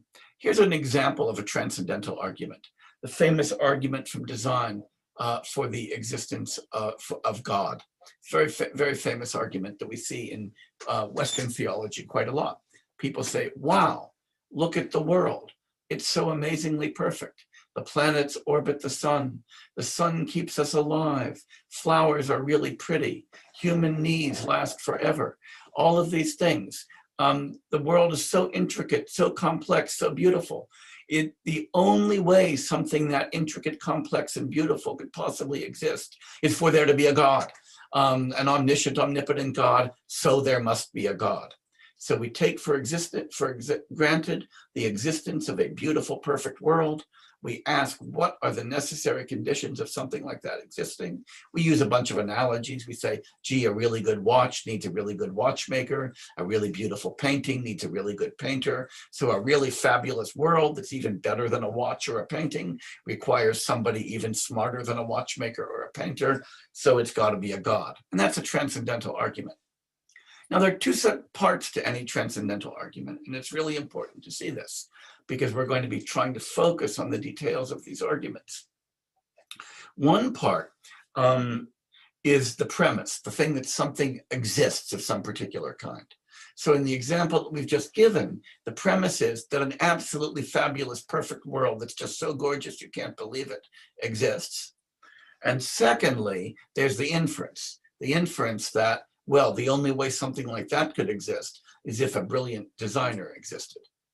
And so if we're attacking a transcendental argument, sometimes we find ourselves attacking the premise and sometimes the inference. So for the argument for the existence of God, you might say, actually, the world's not quite as beautiful and wonderful as you think it is. Like there's pandemics in the world. Knees give out a long time before their owners give out. There's all kinds of stuff wrong. And if God was so good, he should have been at least a better engineer than that, you might say.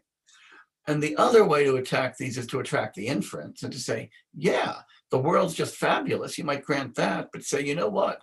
Evolution will explain that. You don't need a God. Or as Hume pointed out, maybe a better inference would be a whole committee of gods, because most things that are really complex are generated by committees. So you can attack a transcendental argument either by attacking the premise or the inference. And I want you to keep that in mind, because as we go forward, we're going to be looking at transcendental arguments for the self, sometimes attacking the premise and sometimes the inference. So I first want to look at arguments from synchronic identity, that is, from the unity of our objects of awareness or the unity of the self. And here's the premise of these transcendental arguments. As I said, we find these in India, we find these in the West as well.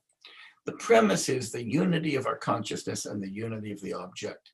So for instance, right now, if I'm looking at an apple on my desk, my cognitive state, my own awareness has a unity to it. I don't feel like a committee examining the apple, that somebody smells it, somebody feels it, somebody tastes it, somebody else desires it, somebody else calls it the apple, and we kind of have a meeting to decide what the experience really is. I don't feel that way. I feel like there's a unity to my experience, a single cognitive state that is my awareness of that apple in its redness, roundness, sweetness, desirability, and so forth. Moreover, the apple itself appears to me as a unity. It doesn't appear to be a bit of color, a bit of roundness, a bit of hardness, a bit of sweetness. And then I wonder, how should I put those together? Oh, gee, maybe I'll try to assemble them just so. Rather, it appears to me to be a unity that is round, hard, sweet, desirable, and so forth. So in that experience, I seem to have both a unity on the subject side and a unity on the object side. That's the premise.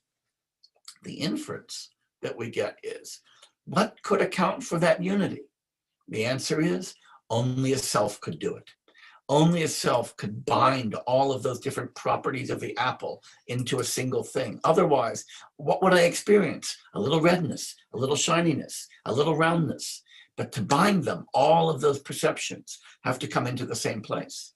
And only a self could account for that unity of experience, that I don't feel myself to be a committee examining a number of different properties, but a unitary subject confronting a unitary object. And we find that argument very, very commonly. Now, there's a twist to this argument, because, you know, people who advance this argument point out that, well, somebody might respond as follows. They might say, oh, yeah, but maybe that unity is an illusion. Maybe I really am a committee that feels like a unified subject. Maybe on the objective side, I really am seeing a little redness, a little shininess, a little roundness, a little hardness. And then somehow I'm illusorily thinking that they're a single object. But then the argument continues and says, no good. Because even if there was an illusion, the illusion would have to be fooling somebody. Somebody would have to be the subject of the illusion of unity. And so even if you think that there's an apparent unity, only apparent, you could still ask, to whom is it apparent? And then you would say, it's the self, because you need something unitary to which even the illusion of unity appears. A very powerful argument. And so the claim is that this requires a transcendental self, a self that is more real and stands behind my mind and my body. It can't be an object among objects. This is where we get that beautiful metaphor of Wittgenstein's that I keep coming back to, that this self is like the eye with respect to the visual field. The eye is the necessary condition of there being a visual field, but the eye is the subject of that field. It's not an object in that field. I don't see my own eye as well as all of the other visible objects. So we've got something standing outside. It can't be my mind because I experience my mind. It can't be my body because I experience my body. It's something transcendent. And that's Chandrakirti's serpent, right? That's the thing hiding in the wall, the transcendent self. Nobody, notice, nobody who denies that there is a self, denies that we have bodies, denies that we are minds. What we're denying is that there's some third thing standing behind that. The transcendental argument from the synchronic identity is arguing for that third thing that stands behind that. That's why it really is Chandrakirti's serpent. When Kant in 18th century Prussia is arguing for a transcendental self, he is arguing for that very thing that Chandrakirti in 7th century India is arguing against. That I want to make clear. It's not, we haven't changed the subject. So for those of you who are wondering, I thought this was going to be about Buddhism. It's the Barry Center for Buddhist Studies. Why am I talking about Kant? Well, the reason I'm talking about Kant is because Kant and Chandrakirti are talking about the same damn thing. Chandrakirti is arguing that there's something that doesn't exist. Kant is arguing that that very thing does exist. So if we're going to wrestle with Chandrakirti's argument, then we've got to consider Kant's reply. What's wrong with these arguments? A lot. The first thing is that you should note immediately is that the conclusion is totally weird, because the conclusion is that you as a self exist outside of space and time, as the thing that knows space, that knows objects in space, that knows the passage of time. You exist beyond your own mind, beyond your own body.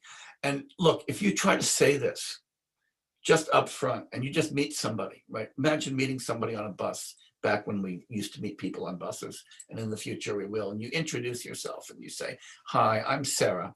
I might look like a body and mind, but actually I'm a transcendental creature who exists outside of space and time and experiences my body and mind and experiences space and time, but you just know my body and my mind. If you talk to people like that, they're going to back away from you very, very slowly. And they're going to call the police and say, there's a nutcase on the bus. You've got to come and do something about that. I just really want to put that right up front, that the idea that we are selves in this sense isn't just wrong, it's fruitcake. And this argument in part shows you why it's a fruitcake idea. That's a technical term, by the way. Second, the premise of the transcendental argument. It could be really wrong. That is, we're trying to account for why the experience of the apple is unitary, why the apple is a unitary object, why the subject is a unitary subject. Sure, they appear that way, but those actually aren't obviously true. Any more than when I look at a mirage and I see all that water, I say, gosh, I know it might be an illusion, but actually how deep is the water? Is it really good to drink, even though it might be illusory? We really need to take seriously the fact that we could be deeply wrong about our experience, that what appears to us as a unity might in fact be a complexity, that when we look at our minds, while they appear to be single unitary subjects, they might in fact be committees masquerading as individuals. And the biggest point, though, is the inference is terrible, because complex agents can do unified things. When you graduated from high school or from college, a complex agent, a high school or a college, conferred a degree on you. You didn't say, I want to know where that transcendental object that isn't the teachers, isn't the building, isn't the paperwork, isn't the Constitution. I want to know where the thing that has the teachers, that has the buildings, that has the paperwork, that has the authority to give the degree, that's what really gave me the degree. You don't say, my college or my high school must exist outside of space and time as a transcendental thing that has students, that has teachers, that has paper. And all I can see is the stuff in space and time. That would be fruitcake. Complex things can do simple things. Congress can enact legislation. Corporations can pollute rivers. Political parties can nominate candidates. So complex agents can perform singular acts. Complex minds can produce singular experiences. So not only is the premise questionable, the conclusion is bizarre, and the inference is unsound. Besides that, they're fabulous arguments. So now that we've dealt with the synchronic ones, let's turn to the diachronic arguments, and we'll see they are not a hell of a lot better. So the premise here, and these arguments are very common, again, both in India, where we find them all over the place, and also in the West, where we find them today, but we've also found them in the remote past. We remember the past and anticipate the future. I'll bet you've done that sometime. We remember our last class, we anticipate next week's class. And it's good that we can do that. That's very important. The inference, though, is this. The only way that I could remember last week's class and that I could anticipate next week's class is if I were there in the past to remember it, and I will still be there in the future to experience the future one, or at least hope that I will. Because if I didn't exist through time, I couldn't remember and I couldn't imagine. That requires that I think of myself as existing from the past through the present and into the future. Not a sequence of things, but a single thing, namely a self. Well, again, there's terrible problems with this. The first is, we often talk about corporate memory or institutional memory, or corporate anticipation or institutional anticipation. So you might say that at the Barry Center for Buddhist Studies, there's an institutional memory of the time when Musang was the director of the Barry Center. There might be an anticipation who's going to take over when William goes to Emerson. And the institution itself is thinking about its past, thinking about its future.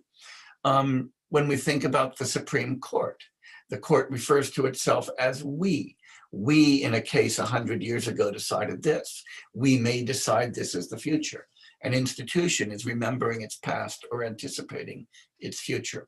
So once again, diachronic identity doesn't get you a substance that exists from the past to the present to the future, not something simple.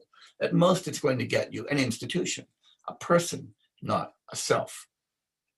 So there's no reason to posit something that's unitary, simple, enduring, a subject that stands behind mind and body to explain the fact that our experience takes us from the past to the future. A corporate existence, an existence as a collection of psychophysical processes, constantly changing, will do that just fine. So I conclude that the idea of a transcendent self is a really bad idea. It's an idea that has got legs. We see it today and we've seen it in antiquity, but it's not an idea that should seduce you any longer. But that's not the only idea about a self, because a lot of people, especially contemporary people in Western philosophy, say, sure, nobody believes in a transcendent self anymore. Of course, that's not true. Everybody believes in a transcendent self. I believe in a transcendent self. You believe in a transcendent self when I'm not thinking carefully. We've got the instinct for that. But they say nobody really believes in it. Instead, the kind of self that we are is what gets called a minimal self. And you might, again, those of you who are familiar with the Tibetan tradition, where we talk about the na tsam, the mere self, don't think that this is the same thing. When I talk about the na tsam, or the mere I, much better, I'm talking about the person, the conventional self. Here, what we're trying to do is to recover that serpent, but reduce it so that it's no longer transcendent, but somehow domesticate it, charm it so that it can be a good member of society. Again, we're going to see that the arguments, while they might look good, are lousy. So one of the arguments for the minimal self, when we look at this, an idea about reflexive awareness. We'll have an idea of for-me-ness and of non-transitive self-consciousness and of pre-reflective awareness and of narrative. We're going to talk about each of those in turn. Let me go back to that slide. Because what we've got are 5 different versions of the minimal self that I want to talk about. And they're articulated by different philosophers. One, which has its roots in classical India, but we also see in the European phenomenological tradition, is the idea that the self is constituted by a reflexive awareness, by a particular kind of self-consciousness.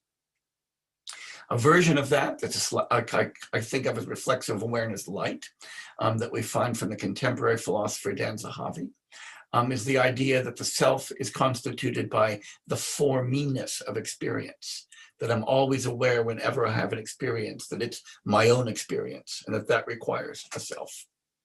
A third This one derived from the contemporary American philosopher, Canadian philosopher, Evan Thompson, is the idea of a non-transitive self-consciousness, that somehow to be self-conscious isn't just to be conscious of something, but simply to be conscious. And that bare consciousness is myself.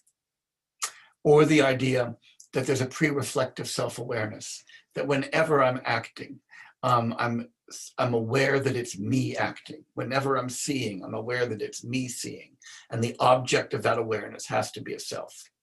And then finally, this idea that's become very popular lately, that Daniel Hutto is an important proponent of, the idea that we have a narrative self, that Dan Dennett has also defended a view like this, that the self is somehow a story that we tell ourselves, but a story that becomes real as a self.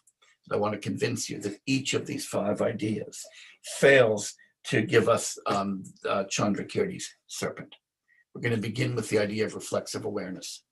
And I'm going to quote a contemporary English philosopher, Galen Strawson, and this is from a book that he published about 10 years ago. And those of you who have read accounts of reflexive awareness, either in classical Indian Nyaya or in Yogacara, will recognize this argument beautifully, even though Galen was not aware of the Indian context at all. He says, I propose to take the unchallengeable, ontologically non-committal notion. By the way, whenever somebody tells you, I'm going to tell you something that is unchallengeable and completely non-committal, you should be holding on to your wallet, right? I mean, these are the words of somebody who's pounding the table because what they say is about to be false, right? Notion of the subjective experience in a minimal or thin way. I mean, the subject considered specifically as something inner, something mental, the self, if you like, the inner locus of consciousness, considered just as such. That's Chandrakirti's serpent. There is no question about that. An inner locus of consciousness. That's what Strawson says. And he continues. This is Strawson's argument for the existence of such a self. And he sets it out, as contemporary philosophers like to, in numbered steps. Premise 1, he says, awareness is necessarily a property of a subject of awareness. Think Descartes here, so that if there's awareness, there's got to be a subject of that awareness. And awareness of a property of something, he says, is ipso facto, in virtue of that very fact, an awareness of that thing. So if I'm aware of the redness of the apple, I have to be aware of the apple. If I'm aware of the hardness of my desk, I'm aware of my desk. And he says that these 2 principles together entail that any awareness, any first awareness, entails an awareness of the subject of the awareness. This is a wild claim, but he makes it. That is, that if I'm aware of an apple, I must therefore be aware of my awareness of the apple. Why? Well, the apple is a property of my awareness of the apple. And if I'm aware of the apple, I therefore have to be aware of my awareness of it. And so that all awareness is self-awareness. This is an argument that in the Buddhist tradition, we find in Dignaga and in a slightly different form in Dharmakirti. So it's a very old form of argument indeed. And he says we can get to the principle of universal self-awareness, which he cutely abbreviates as USA, if we add that all awareness involves awareness of awareness. And he says the key premise is all awareness involves awareness of itself, that you can never be aware of anything without being aware that you are aware of that. That's Strawson's argument.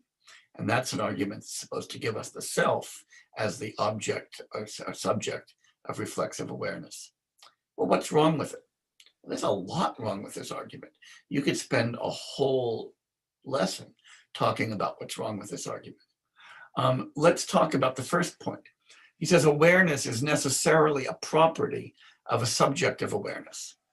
Well, we've already seen that that's false when we talked about Descartes, right? That is, one can be aware without there being a single unitary subjective awareness, just like a committee can act without there being a single unitary agent in that committee that's doing the action. But it's also question begging, because it's assuming that this kind of illusion that I'm a subject is reality. And what's the argument? What are we trying to prove in the first place through this argument? What we're trying to prove is that there is such a subject. And here we find the subject appearing in the first premise of the proof. So if we're trying to prove that there is a self as subject, it's kind of a lame idea to pack into the first premise of your argument, the idea that there's got to be such a self. So A, it's false, B, it's question begging. Then he says, awareness of a property of a thing is always awareness of that thing. Now that's clearly false, right? Trump, for instance, is the president of the United States. So he's kind of a property of the US government right now. You could certainly be aware that Trump has walked past without being aware of what the US government is. That's pretty easy. Or I might see a flash of red in the corner of my eye and be aware of the flash of red. That doesn't mean I'm aware that there was a cardinal flying by. It might have just been too quick and too momentary for that. So we can be aware of properties without being aware of the things of which they are properties. And he says these entail that any awareness entails awareness of the subject. Well, that, of course, is highly implausible. Very often, you might be aware of things without being aware that you are aware of them. You might be so absorbed in your awareness that you're completely taken up with the beauty of the flower that you're looking at, and not at all thinking, here am I, Jay, looking at the beauty of the flower. Or if you're playing a sport, like, say, Ultimate, you might be very much aware of the flight of the disc, but not being aware of you yourself pursuing the disc. If you are too aware of yourself, you won't be able to concentrate on the game.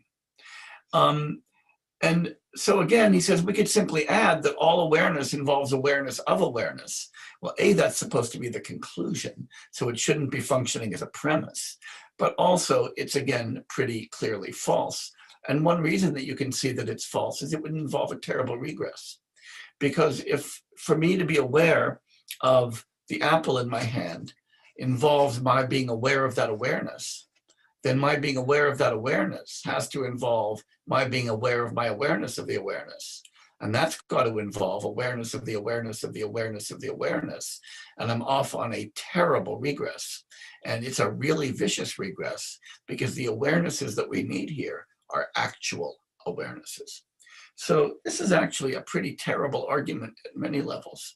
And it should once again convince you that even famous philosophers do really stupid stuff. But why is this important? Why am I spending this time talking about a contemporary English philosopher who offers really weird arguments for reflexive awareness and the existence of the self?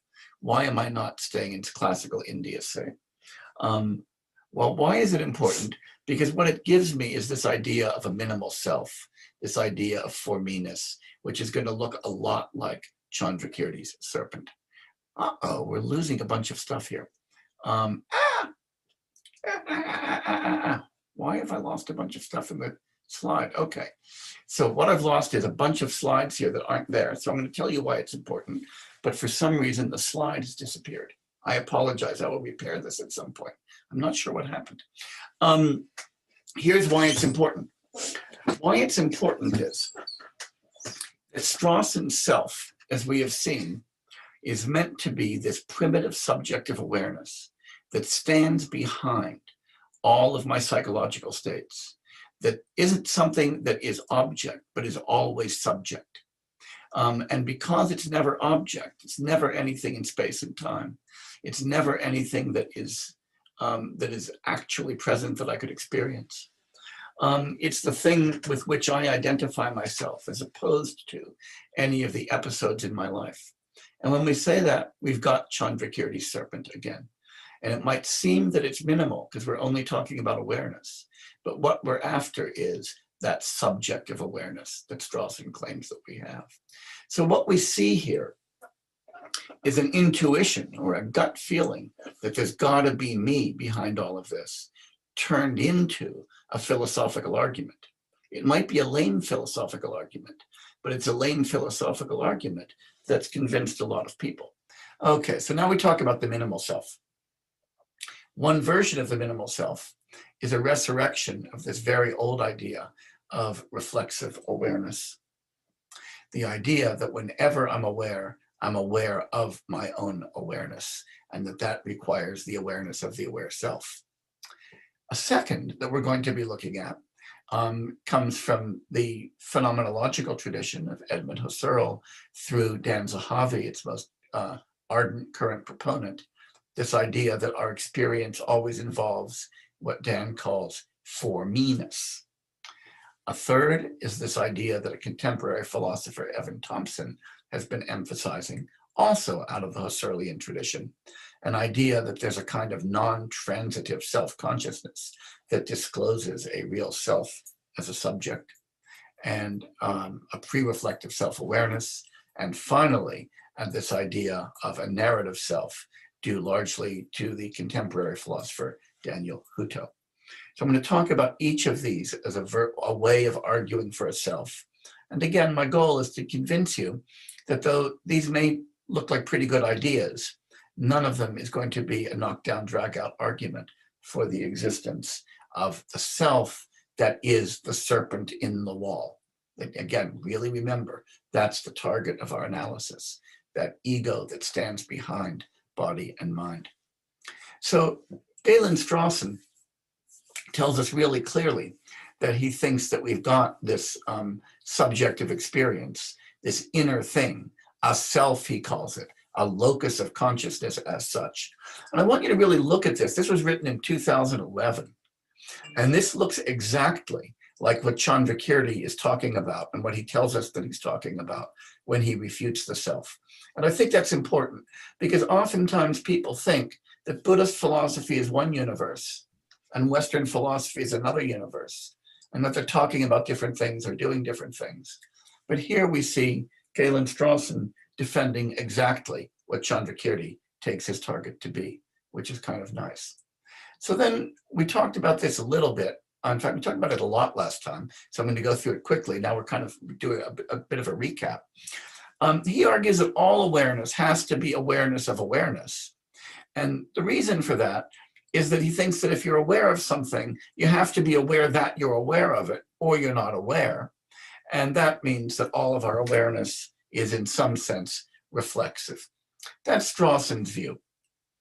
And that implicates the idea that in order to be aware, I have to be aware of myself, and so there has to be such a self to be aware.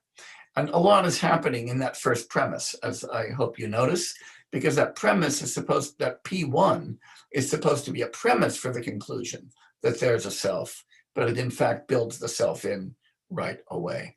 So when we talk about what's wrong with this, the first thing to notice is that the first premise is possibly false, but most importantly, question-begging. That is, it assumes the very thing that we're trying to prove, that awareness is necessarily a property of a single subject of awareness. We can certainly say the US government has become aware that China is raising tariffs without thinking that there's a single entity that is the US government. Then the second premise is that all awareness of a property of anything is an awareness of that thing. I pointed out last time that that's clearly false. I can be aware of the flash of red in my visual field without being aware of the cardinal that's just flown by. And then he argues that that means that if we're aware of an awareness, then we have to be aware of the subject of that awareness. And that, of course, simply doesn't follow at all. I can be aware of a property without being aware of the thing that has that property. And we get to this very strange conclusion that all awareness involves awareness of itself. And as I pointed out, there's a lot of times when we're not aware of ourselves, even when we're very much aware. The 20th century philosopher Maurice Merleau-Ponty points out that, if you're playing football, that is soccer, and you're kind of deciding where to pass, you might be exquisitely aware of where the ball is and where the wingman is to whom you're passing, but not at all aware of yourself and your own awareness in that moment.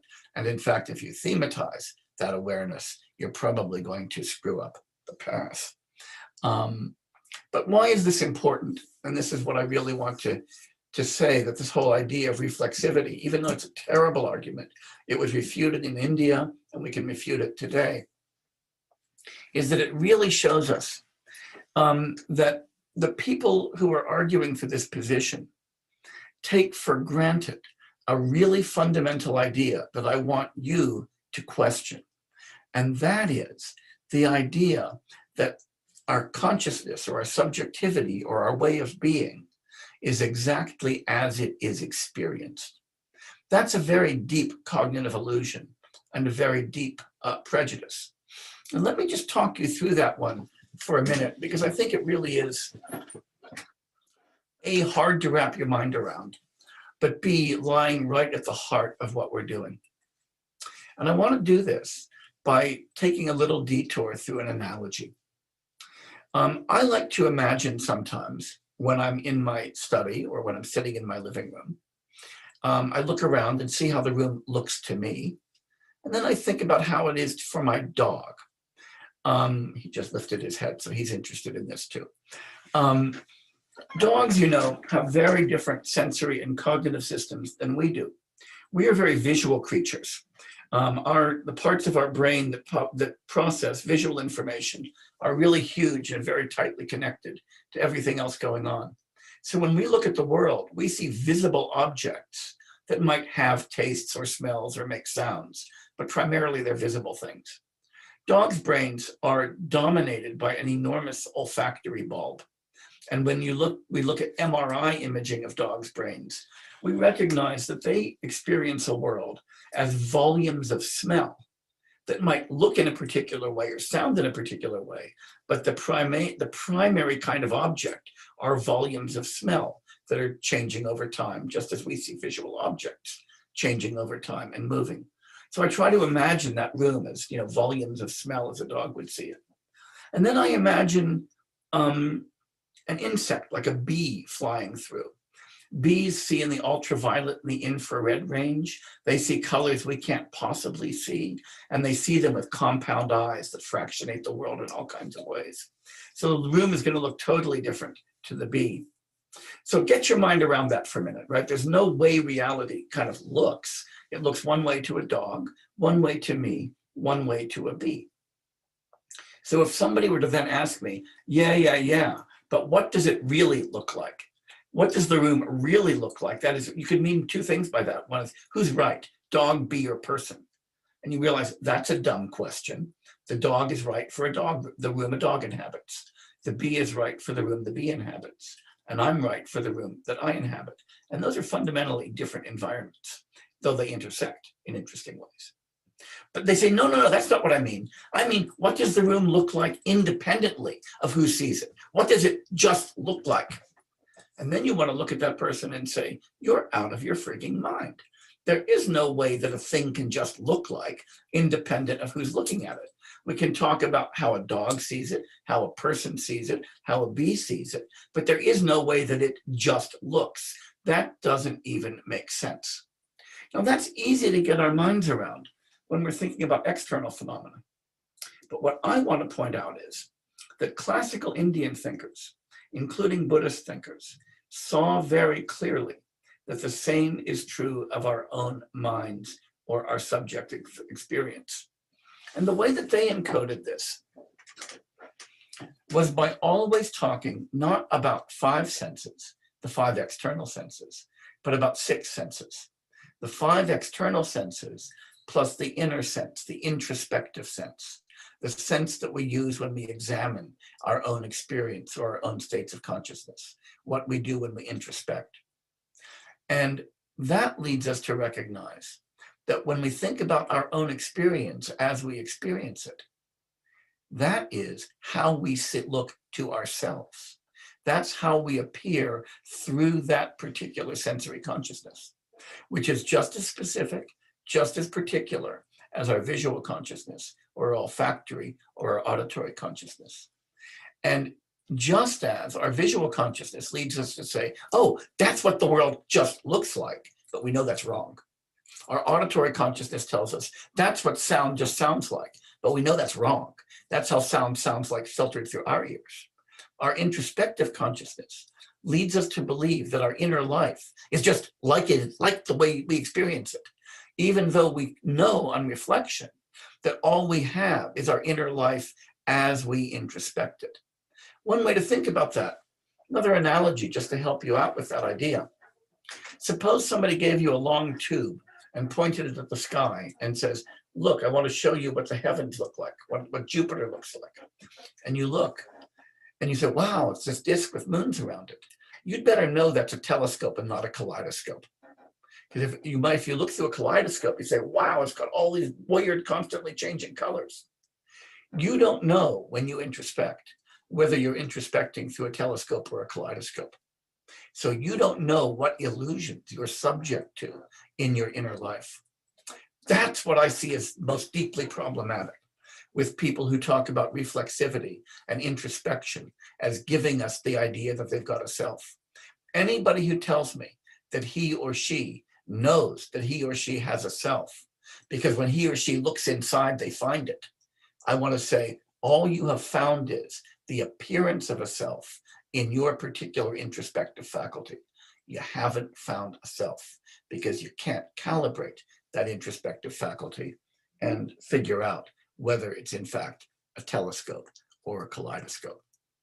So what they do is they first tell you exactly what their experience really is, even though that's fallacious. Then they try to explain how experience got to be like, how experience got to be like that. What just happened? There we go. Okay, sorry. And as I said, the analogy that I want is that would be like somebody in the desert seeing the mirage on the horizon and saying, I wonder how deep that water is. Or to take the analogy that we used 2 weeks ago, to look at the two lines of the Mueller-Lyer illusion, watch the arrowheads being drawn and asking, how could those arrowheads change the length of those lines? Instead of asking, how did that illusion come to be?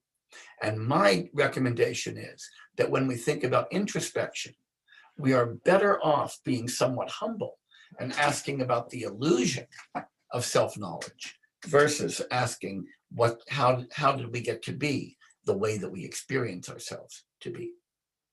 So now I want to turn to the next version of a minimal self. And as I promised you, a little Dan Zahavi. And I want to read this with you because I think it's just wonderful prose. And it really gets just at a particular aspect of the self-instinct. Dan says, if we compare the perception of a green apple with the recollection of a yellow lemon, there's been a change of both the object and the intentional type. That is, from apple to lemon and from perception to recollection. Does such a change leave nothing unchanged in the experiential flow, he asks? Is the difference between the first experience, that is the perception, and the last experience, the memory, as radical as the difference between my current experience and the experience of someone else? We should deny this.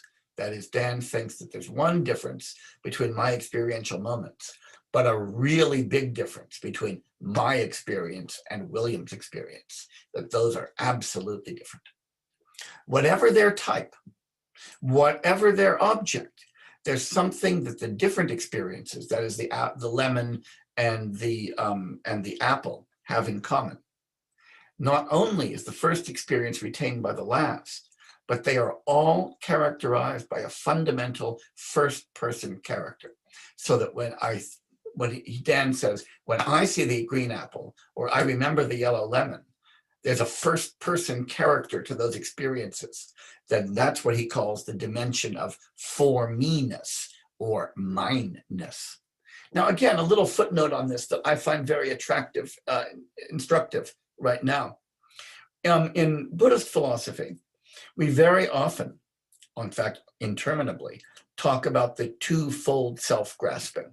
You hear that phrase all the time, or the grasping of I and mine, that emphasizes that when I grasp myself as a self, I also see my body as my body, my experiences as my experiences, objects as my objects. And so there's something very tight about I and mine. And once again, Zahavi is pointing to the same thing. And that again reminds us that we're not in two different universes when we talk about a text written in 2011 and the text written in the 7th century when we're talking about Chandrakirti. We are in exactly the same universe, seeing I and mine as tightly bound up. And I say this again only because, well, I say it for a bunch of reasons, but here's one reason. It's worth recognizing that even though we're in a Dharma center and we're talking about Buddhist philosophy, sometimes a really good way to talk about Buddhist philosophy is to engage with the most contemporary versions of the arguments that we find in India. Sometimes they're just a little clearer that way, but it also reminds us that when we study Buddhism, we're not just studying something that happened a long time ago in India. We're studying profound ideas that are important because the ideas of which they're critical are ideas that people have today. And the arguments that are presented are arguments that are still alive today. This isn't an antiquarian study. It's a study that really cuts very close to each of us. That's the sermon for tonight. Continuing with Zahavi, and I want to really work you through this one. The for-me-ness or the mindness is not a quality like scarlet, sour, or soft. It doesn't refer to a particular experiential content, a specific what. Rather, it refers to the distinct givenness or how of experience. Underline that word givenness, because when somebody starts saying givenness, that means that somehow the world is given to me just as it is. It refers to the first personal presence of experience, not the experience, but the presence of it. And now, remember Strawson saying, take this to be self-evident? Watch what Zahavi does. Anybody who denies that the for-me-ness or mindness of experience simply fails to recognize an essential constitutive aspect of experience. Such a denial would be tantamount to a denial of the first-person perspective. It would entail the view that my own mind is either not given to me at all or present to me in exactly the way as the minds of others. Now, I want to embrace Dan that way and say, damn straight, right?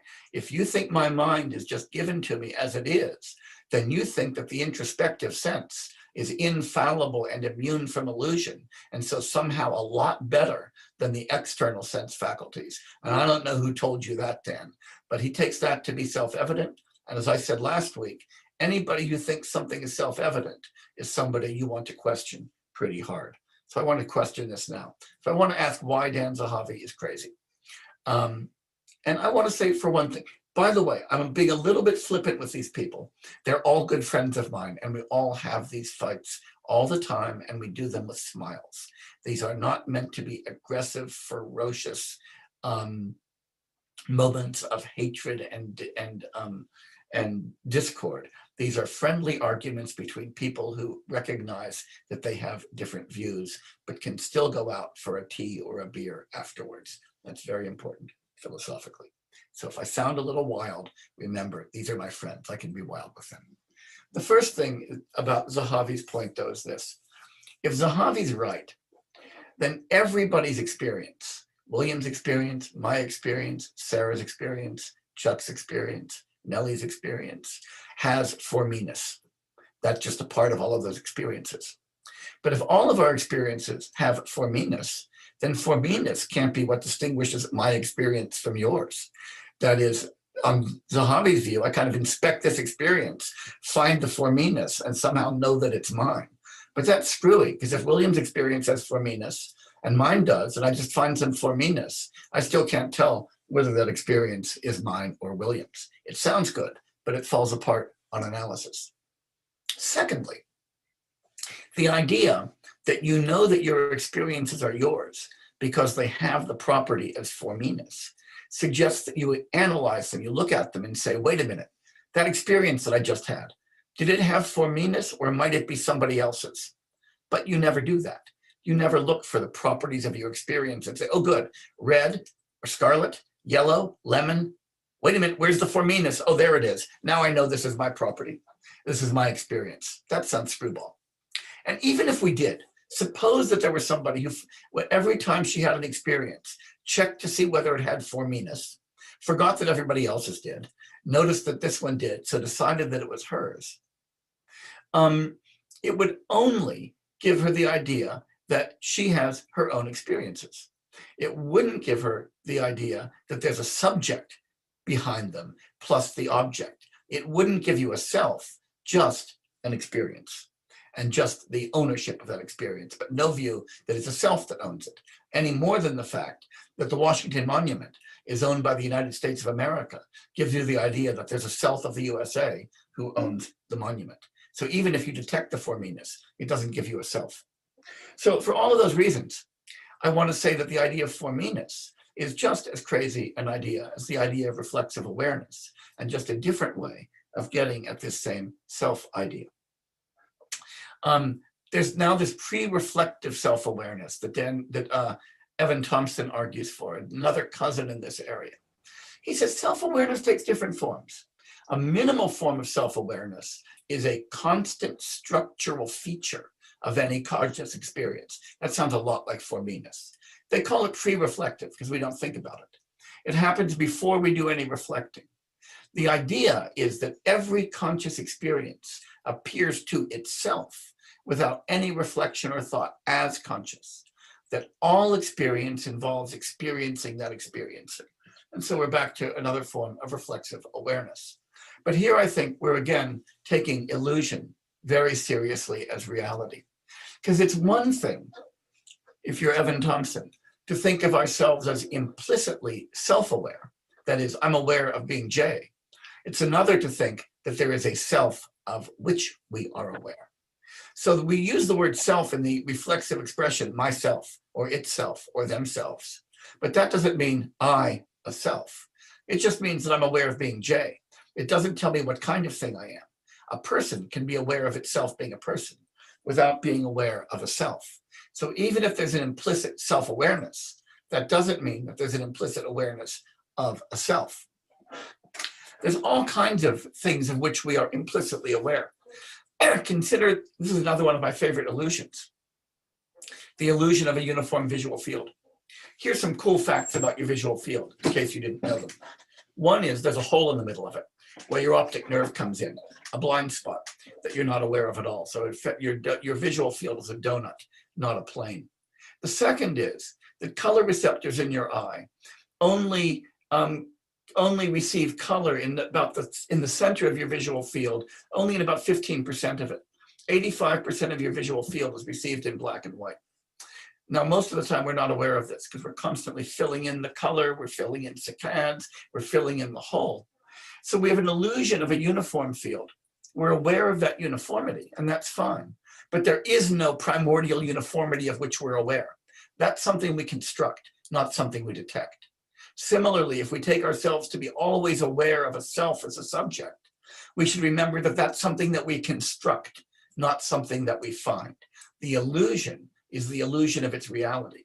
The reality is the reality of something that we construct as a response to our experience.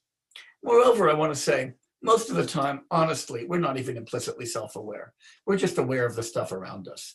If you're constantly implicitly self-aware, I want to say, get over your narcissism and pay attention to the world around you.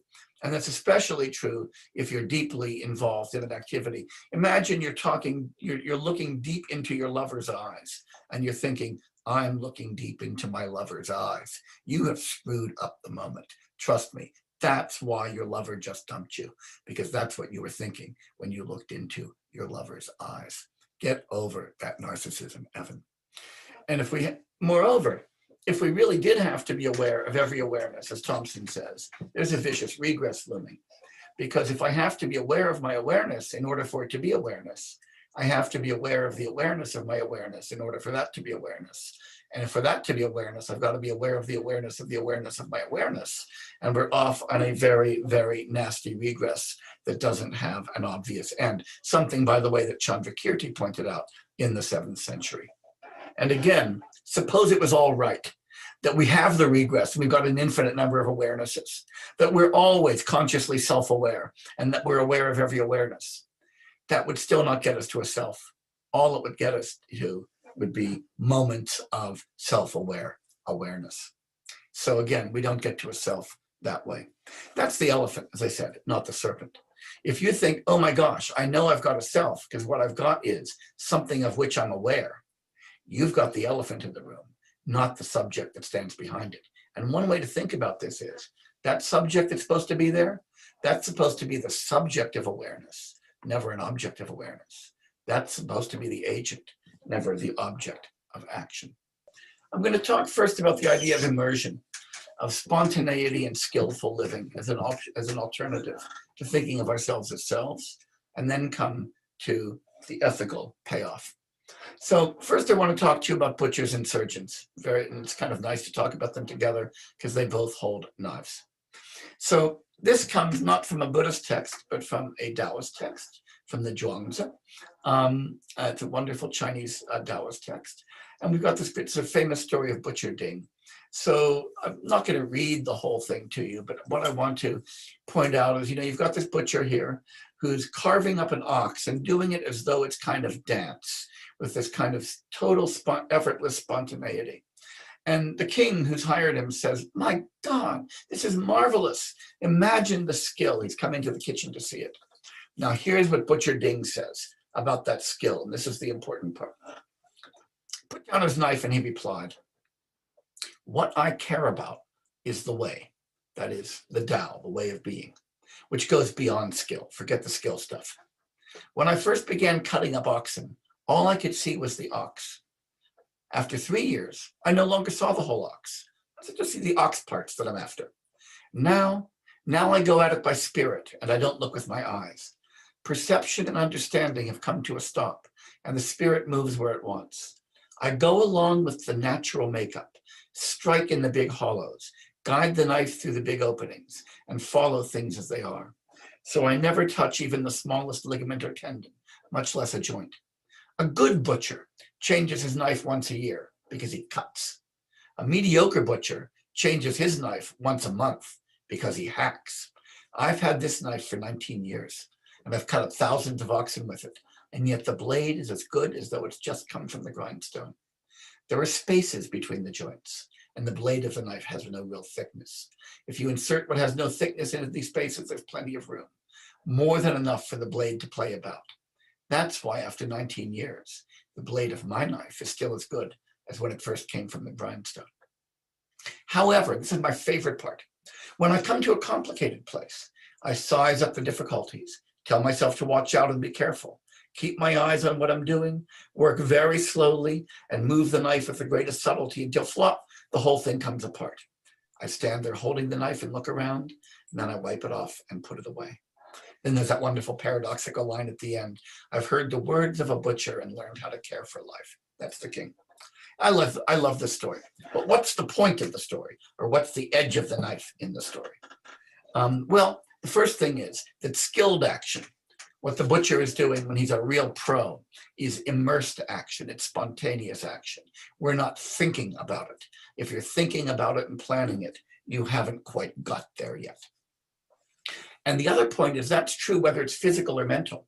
When the butcher comes to a hard place, he slows down and thinks, but he doesn't think about thinking. The thinking itself is spontaneous and skillful and guides his work. This is true for physical action, true for mental action. If we're having an argument or a debate, and it's a fast-moving debate, I'm not thinking about what I'm going to say, I'm just saying it. I'm not thinking about what I'm going to think, I'm just thinking it. And in this kind of action, this is so beautiful, the butcher is not talking about himself and the object. He doesn't see oxen, he just goes. There's no subject-object duality in that experience. There's no idea that there's a self. And the cool thing is, if you look at recent literature in cognitive science, interviews with skilled surgeons, they say the same thing. When I'm operating, I'm not even aware of myself there. I'm not consciously thinking about what I'm doing. I'm just focused on the surgery itself. Everything else disappears. Musicians don't report thinking about what note they're going to play. They report playing, hearing, and feeling. Professional athletes. Here's a wonderful study done with professional athletes that I love. It was done with golfers first and then replicated with other athletes. It turns out that when novices people who are just learning a skill. If they don't pay careful attention to what they're doing, they do it wrong. And the more you teach them to pay attention to what they're doing, the better they do. If you ask expert athletes to pay careful attention to what they're doing, it degrades their performance and they start screwing it up. Professional golfers asked to pay attention to how their body moves when they're putting, miss the hole. But novices have to learn to do that. That's Butcher Ding. Butcher Ding is pointing out that expert activity is spontaneous, effortless, selfless activity. And most of our lives are lived in a kind of expertise, the expertise of ordinary daily life. When you walk, you don't think, should I move my right foot now or my left foot? How long should my stride be? Where should my heel strike? If you do, you're going to screw up your gait. When you were first learning to walk, you might have thought that as an itty bitty baby, but it's going to screw you up right now. Our ordinary life is a life that's lived without a self in this sense. So thought, self-awareness, this kind of thematization of self, impedes and degrades expert performance. It's what novice performance is like. Anything we do well, we do selflessly. That self-illusion only comes up when we have these moments of emotion, or when we actually try to think through what we're doing. And Dogen, great 14th century Zen philosopher, put it beautifully this way. He said, to study the self, that is to really do your Buddhist analysis, to think about no self, is to forget the self. The more you think about what you are, the more you leave aside the illusion that you're a self. To forget the self is to be actualized by myriad things, is to be able to be a skillful, spontaneous, effective agent in interaction with everything around you, including others. When actualized by the myriad things, when you're successfully, expertly navigating life, your body and mind, as well as the bodies and minds of others, drop away. You're not aware, oh, here's where my left hand is, here's where my right hand is, here's who I am, here's who the other is. No trace of realization remains. You don't think, wow, I just got it. Now I understand who I am. Now I'm in no self. And that no trace continues endlessly. You don't have to keep doing that. I think it's a beautiful, beautiful articulation of this whole idea of what it is to live spontaneously without thematizing a self while shedding the illusion of self. And so now I really want to turn my attention to the implications of seeing ourselves as persons rather than selves for our ethical life. That's going to be the next topic. And I'm going to be doing that in 3 parts. I first want to talk about moral egoism, which is one of the craziest views in the world and one of the most common, the one that I think has been driving a lot of our society for quite a while, and to explain to you why it seems okay and why it's wrong. And then to give it as an alternative, a kind of selfless landscape that we see when we think of ourselves, not as selves, but as persons, structured by what we call in Buddhist ethics, the Brahma Viharas, or the divine states. And then I'm going to turn to my favorite moral philosopher, Shantideva, and talk a little bit about the idea of selfless agency from his perspective. So there'll be a lot of Buddhist stuff tonight, a lot more perhaps than we've had in other nights. So for those of you who've been worried about the relentless secularity of some of my work, this will bring you back home to what we expect from a Buddhist study center. But then we'll leave it again after that. First, moral egoism. Okay, moral egoism is a view that when you say it out loud, I think sounds insane, but which I do believe that most people in the world think is absolutely correct. And it's simply the view that there is a prima facie reason. By prima facie, I mean, you don't have to defend it. It's just a reason that's right there that would have to be overridden by something else to act in my own narrow self-interest. So if you ask somebody, why did you order the pasta instead of the rice? They say, because I like pasta and it's in my interest to order the pasta. And if you ask them, why didn't you give any money to charity this year? You say, it's my money and I can do what I want with it. And I really wanted to save up to see the World Series next year when baseball is back in shape because I like baseball. Or you can just go on and on. We think that just saying that this is what I want or this is mine is perfectly okay.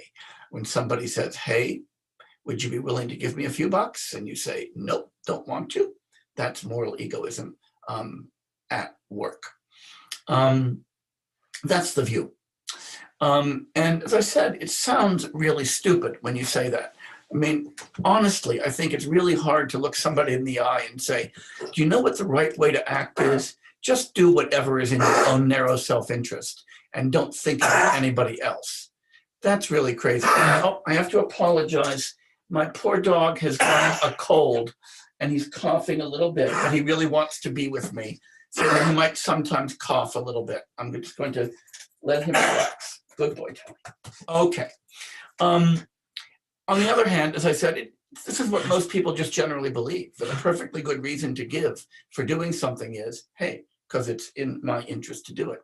And the crazy thing is, this is the foundation of a whole lot of stuff that runs our lives.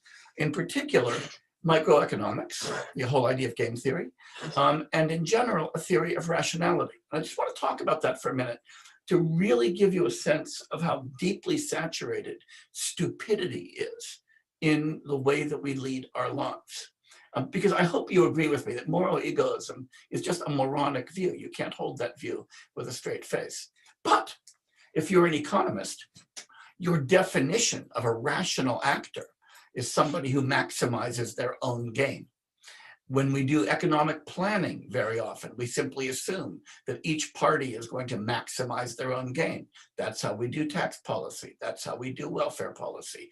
That's how we set up rewards and punishments for things, simply assuming that each person will act in his or her narrow self-interest. And so because that's right at the foundation, and by the way, this is true even of people who are really interested in justice and fairness. So if you read that great classic of contemporary political theory, John Rawls' Theory of Justice, he begins by assuming that for people to be rational agents, each one of them in thinking about the way they want society structured should be thinking about what's in their narrow self-interest. John Locke thinks that, Hobbes thought that, Rousseau thought that. It just runs right through our tradition. So stupid maybe, but ubiquitous, yes.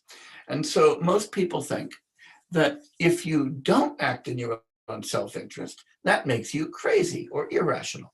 And that to me is kind of the core of the Republican Party right now. The idea that rationality is acting in each person's narrow self-interest, and anybody who wants to act through generosity or caring for others must be a nutcase. So that's moral egoism. And I think that what moral egoism comes from is the self-illusion, that innate illusion of selves. Because in order to be a moral egoist and to look yourself in the mirror and smile and say, I really am a moral egoist, you've got to think that there's a big difference between you and everybody else. Because you've got to think that your interest matters and nobody else's does. And that requires the kind of distance between self and other, between I and those related to me, that is encoded in what we call in Buddhist philosophy the twofold self-grasping of I and mine. There's I, and there's all of the people who've got relations to me, and that primary relation is being other. And the moment you grasp that, then moral egoism starts to make sense, because I'm the center of the moral universe at that point.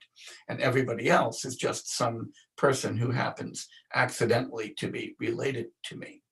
So I think the self-illusion, as I said last time, isn't bad just because it's dumb. It isn't bad just because it doesn't make any sense. It's not just bad because it's metaphysically wrong. It's bad because it's an illusion that, unlike the Mueller-Lyer illusion, has terrible consequences for the way that we lead our lives. And one of the worst consequences of the self-illusion is that it seems to make moral egoism make sense when we know that it doesn't make sense. So if you ask the question, all right, think about it this way, the Mueller-Lyer illusion that we've talked about, you say, gee, it's a terrible illusion, but does it really matter? And the answer is no, it's a parlor trick. But if you ask the self-illusion, does it matter? The answer is yes, it makes us bad people. It makes us moral egoists. And that's a really important reason for getting rid of the self-illusion. So I want to contrast it now with what a selfless moral landscape looks like. And doing that, I want to return again to this idea of a moral landscape, or a moral topography, if you want. When I think of myself as a self, then I think of myself, as I like to think about it, as at the center pole of the universe. There's me, and then there's everybody else. There's my family, and I might care about them, and my friends, and I might care a little less about them, but I still care. There's my casual acquaintances. There's my bartender. There's my students. There's my dean. There's my neighbor. And then there's the people who support the same sports team or vote for the same party. But then there's the people who vote for other political parties and who support other sports teams, and they're not so nice. And there's people who look different from me, that's pretty bad. And people who have different customs, that's really horrible, right? And so then my zone of care is circumscribed or defined by how close somebody is to me. So I have to think of myself as at the center of the moral universe. Now, you know, again, we know that's crazy, but I think that's the reflex way of thinking of ourselves when we take ourselves to be selves, as standing there at the center pole. And again, if you think I'm making this up, just think about how we ordinarily think in our daily life. Why am I giving more money to my kids than I do to my neighbors? Well, because they're my kids and they're closer to me. Why do I give Christmas presents to my neighbor's kids, but not to the kids in the next town? Well, because they're my neighbors, right?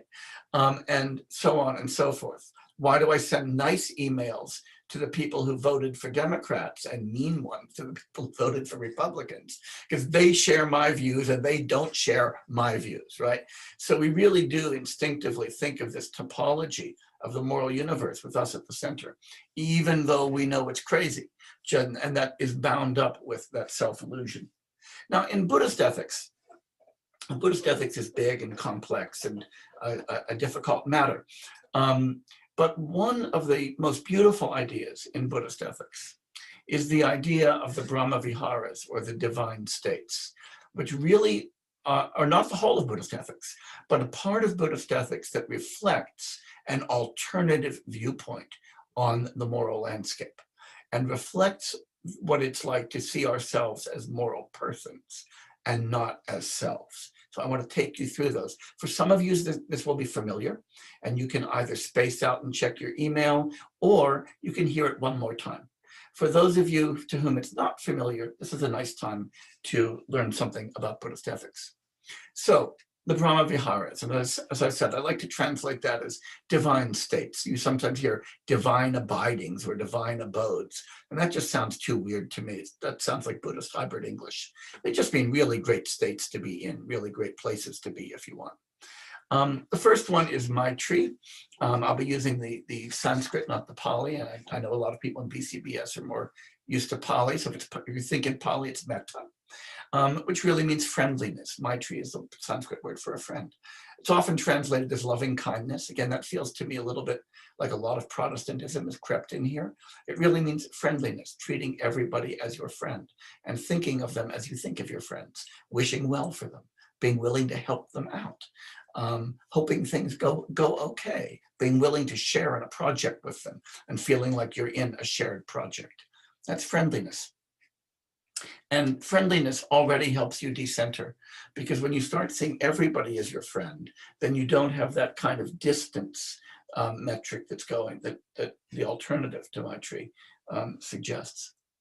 Karuna is the second, sometimes translated as compassion. I think that's one of the worst translations of a term ever in Buddhist studies, but I prefer care, and a lot of other people are coming around to that now. Because karuna is a commitment to act on behalf of others. It's what nurses do and what doctors do. You can say to somebody, if you cared, you would do something. Karuna is an active idea. It's got the same root as karma. You can even see it when you look at it. The word karma means action. So karuna is a commitment to act on behalf of others, to alleviate suffering. And that's also really important, because what it does is it, again, counteracts the idea that some people are more distant from others. It's no accident that one of the world's great charities called itself CARE.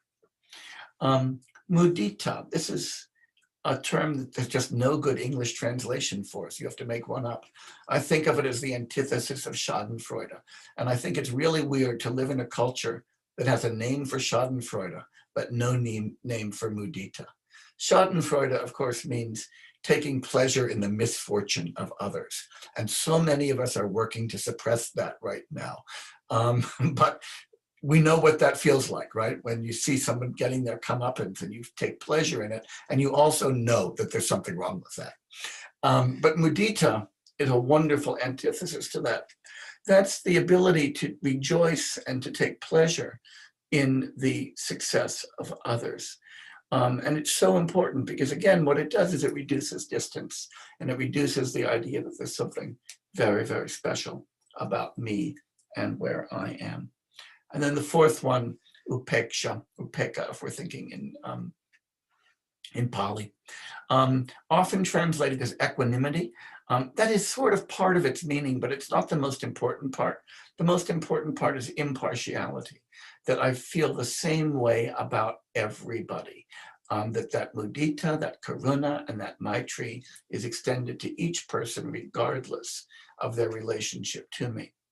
And when we look at these, we see that each of these is a construction of a moral universe that is, like I like to think, spherical. There's no center to it. There's no privileged place. Wherever you are, there's a path of reasonable length to you. And it's that ability, that's what comes out from seeing yourself as a person.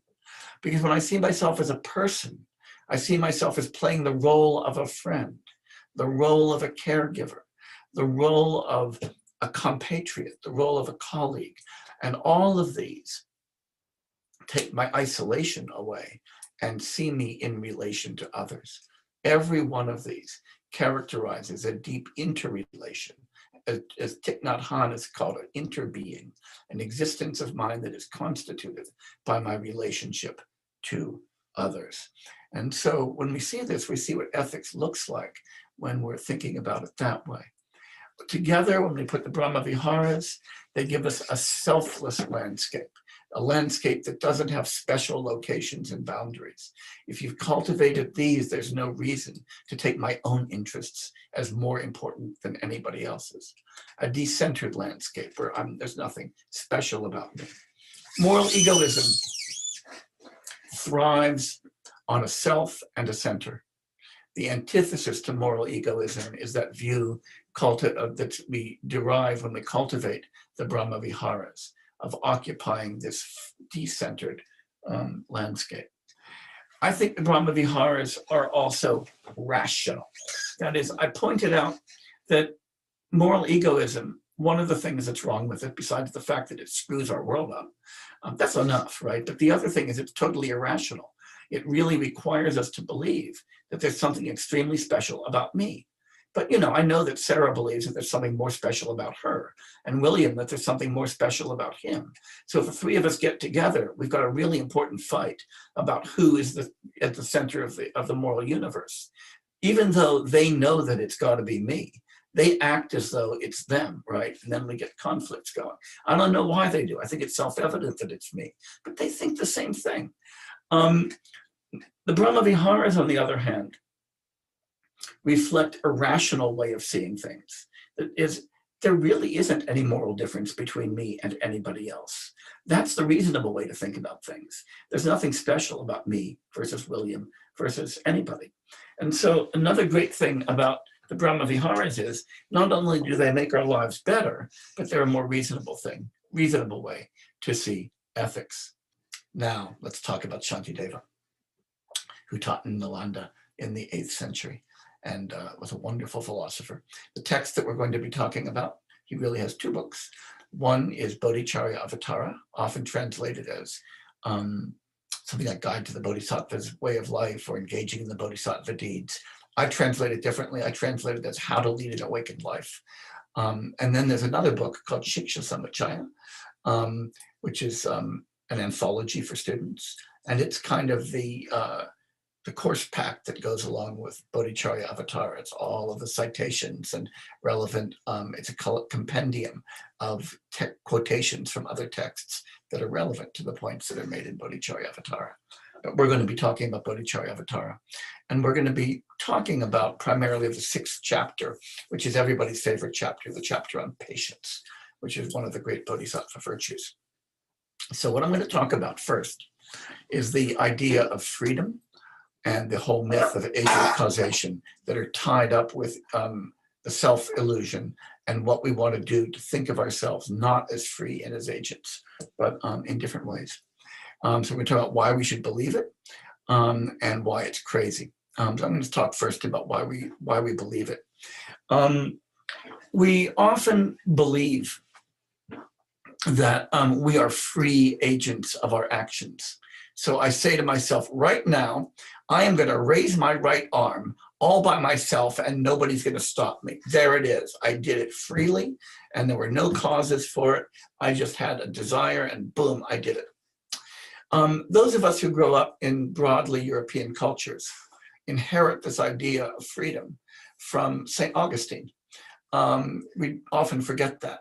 And St. Augustine had to invent it because he was worried about a problem, very specific problem, and that was the fall from the Garden of Eden. Because the problem was that when Eve ate that apple and handed it to Adam, God was in the background. And if God was omnipotent, that is, he could do whatever he wanted, and was omniscient, he knew everything, and omnibenevolent, that is, he only wanted good for people, why the hell did he let Eve do that? He could have stopped her. He could have killed the snake. He could have moved the tree. He could have done all kinds of things, right? But he didn't do it. And so it sounds like it's God's fault that we fell from Eden. And that makes God into a bit of an asshole and not worthy of praise and all of that stuff and worship. And Augustine thought that was an intolerable conclusion, right? And so in order to avoid that, he invented a new faculty called voluntas, or will, and said that human beings have a general faculty of action. Oh, and by the way, it's exempt from causality. So that is that we're completely free. We act without any causes. And that's why God couldn't have stopped Eve, because she was acting freely and not causally. And so it wasn't God's fault, so we can still worship. Now, you might be really worried about the fall and how to solve this problem of theodicy. And if you are, you should take freedom of the will very seriously. But if you're not, I ask you, do you honestly believe that you as a biological organism in the world are free from the causal nexus and just act on it? You might feel that way, but you know it's crazy because you know you're just a physical biological organism in a natural world. More than that, freedom in this sense, you know, what I call Augustinian freedom, the kind that we really think that we have, is really a stupid idea, because you don't want your acts to be uncaused. Like even when I raised my hand, I wanted that to be caused by my desire and my intention.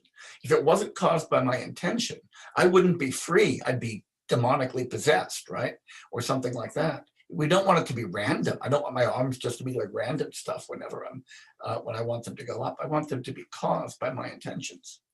And I want my intentions to be caused by my general goals. My goal was to have an easy philosophical example that would work on Zoom. And I want that goal to have been the cause.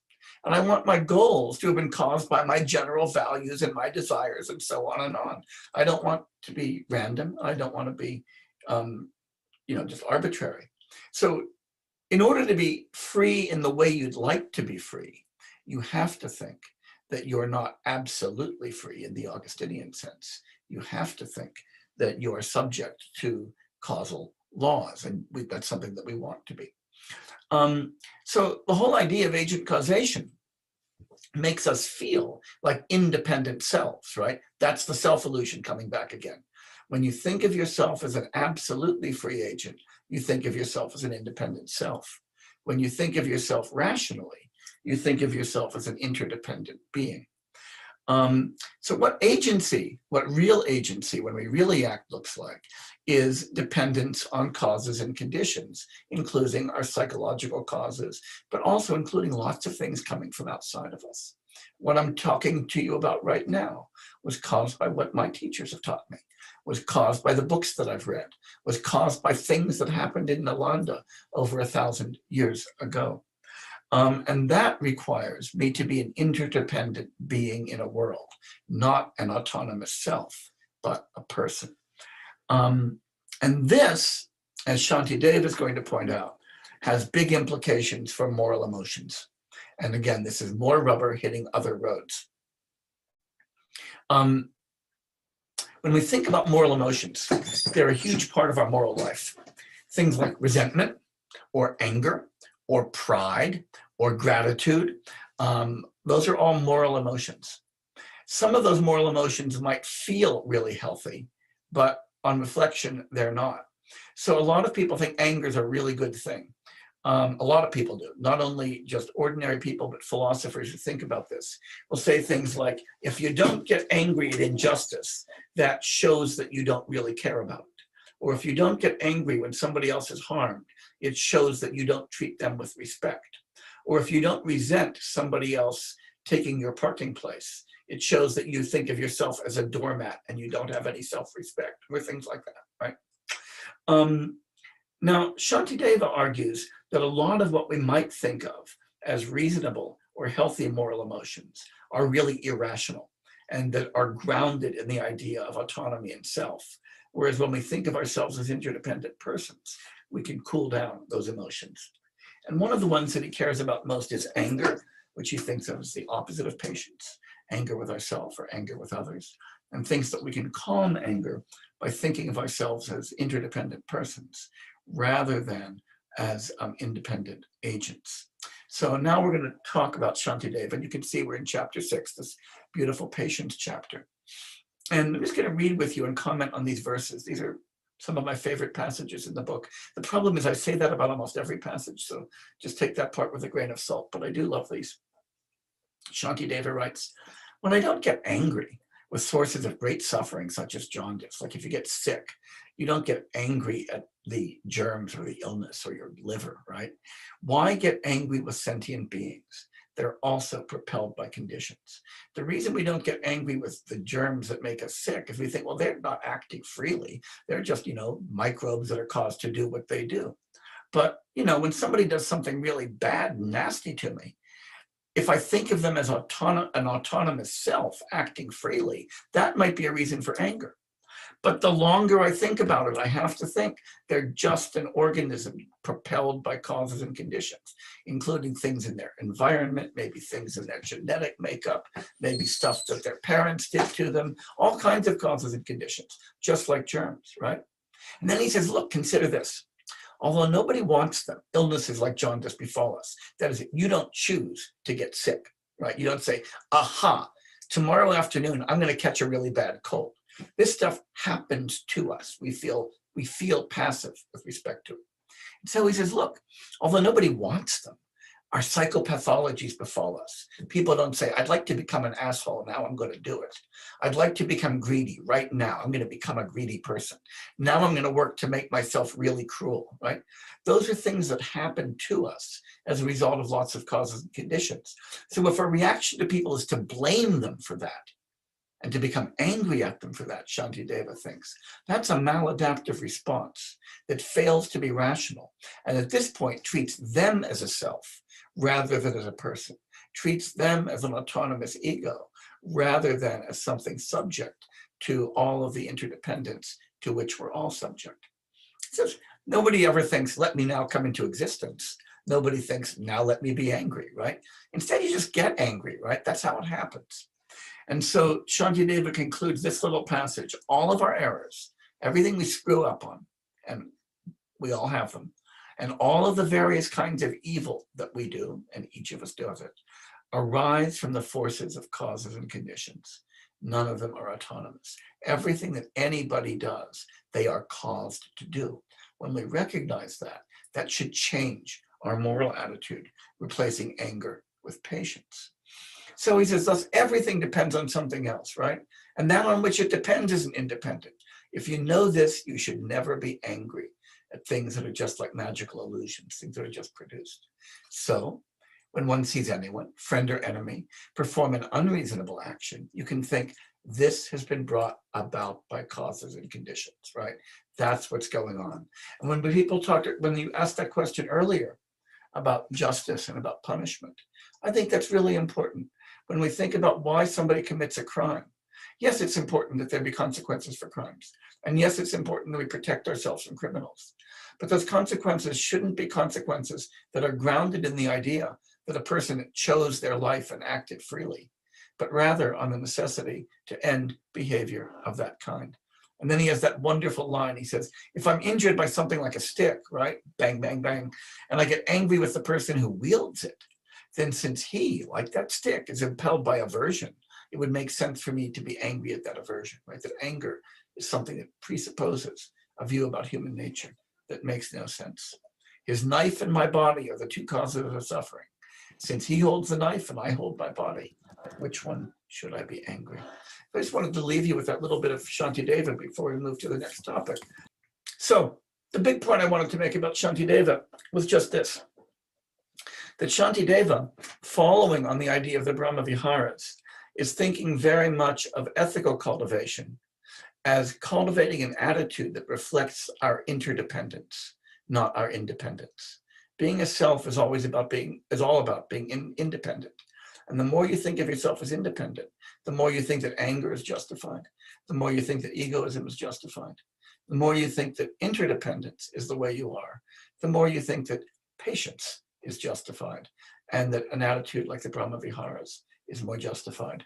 And you begin to stop thinking of yourself in terms of free agent causation and more as part of a broad interdependent community. And I want to talk a little bit about being a person among persons. So really wanted to talk about three things, and I'm going to talk about each one only a little bit. One was what I call affirmation. That is what it is to become a person and how we become persons. Second, what it's like to be an embedded, embodied person in the world. And third, how to get over yourself. I'm going to skip around a little bit because I'm conscious of the time, but I wanted to remind you about fact and fiction. And because when I talk about us as persons, I am talking about us as fictional entities. And so I want you to remember that that doesn't mean that we're not real, because fact and fiction are the same word. They each mean artifice. They mean something created. And I think that's really important, so that when we create fictions, we constitute facts. When we write a novel, we make facts about the characters that often transcend the novel. But when we create social fictions, universities, Buddhist study centers, and so forth, we also create facts on the ground. And when we create ourselves as fictional beings, as persons, we create facts about us. So there are literary facts. So, Rosencrantz and Guildenstern, created by Shakespeare, but inhabiting Tom Stoppard's play a few centuries later. For any of you who have read Ahab's Wife, you'll know that Herman Melville's characters reappear in a wonderful novel, it was about 20 years ago, which is still one of my favorite recent feminist novels. But then, as I said, if you don't like literary fictions, think about economic facts, which are things we made up. Money is something whose value is always fictional, but that doesn't mean that there aren't economic facts. And as I suggested, I think money is the best analogy for us. The fact that our identities are conventional and in a sense fictional doesn't mean that they're not real. And the big payoff from that is that when we think of persons versus selves, we think of conventionally real instead of ultimately real things. But conventional reality, even though it's fictional reality, is the only kind of reality we could possibly have. It feels like it might be second-rate reality, but in fact, non-fictional or ultimate reality doesn't even make any sense. To say that something is real is to say that it's made. To say that we're real is to say that we're brought into existence by the cultures and the biology that we inhabit. So I'm going to skip this slide because I'm aware of time, but I want to talk about development for a minute. This also gets back to gratitude, but it also gets to relationality. I want to talk about the importance of second persons. Very often in contemporary philosophy, especially if you're reading the literature that I read a lot and that William reads a lot, you see a lot of people talking about the difference between first-person perspectives and third-person perspectives. and say valorizing contemplative practices because they give me a first-person perspective on my experience as opposed to a third-person perspective by just hearing about it from somebody else or looking at scientific data. That's okay. What people forget about are second persons. And I think second persons are the most important, because when you were a little baby, you became who you are by interacting with a second person. You recognized your mother or your other caregivers as persons before you recognized yourself.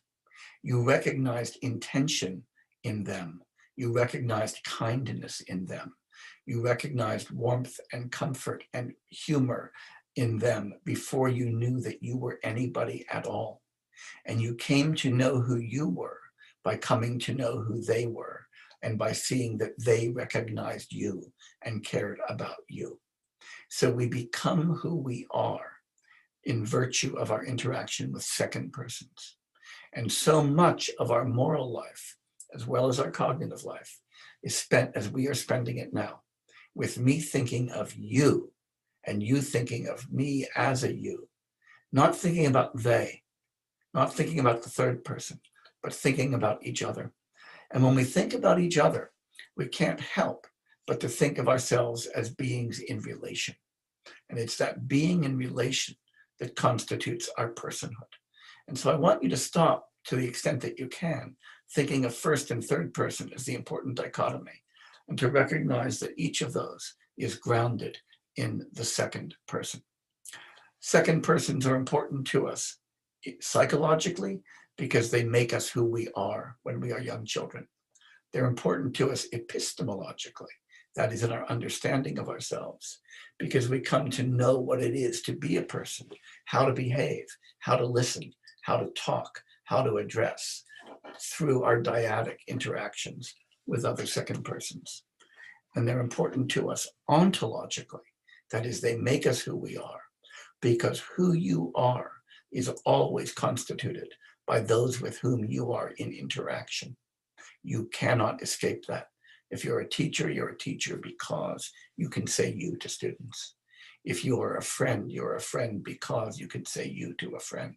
If you're a mother, you can say that you are a mother because you can say you to a child, and so forth. And so these second persons make us who we are. It's part of our interdependence. And it again reminds us that when we're persons and not selves, what's important isn't our individual identity, it's our relatedness. That is an essential part of our interbeing. So when we think about being in the world, I want to talk only about a few pieces of this because I do want to leave time for questions. But I want to start with this idea of bees and hives, which I think is a really neat idea.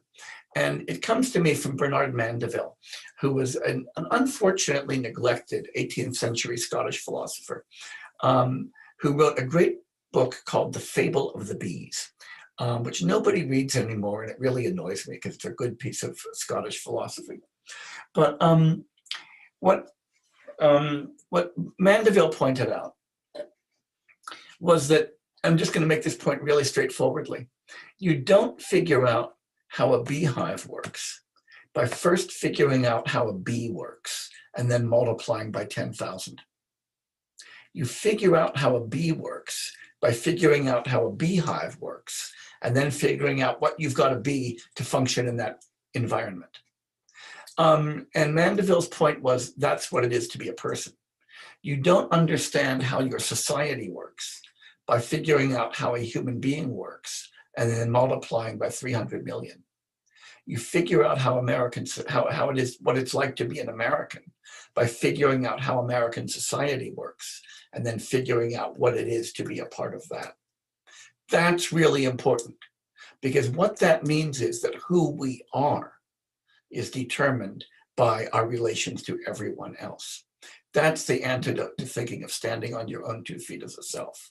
You're not an independent self, and then you pour a whole bunch of independent selves onto North America and you get the United States.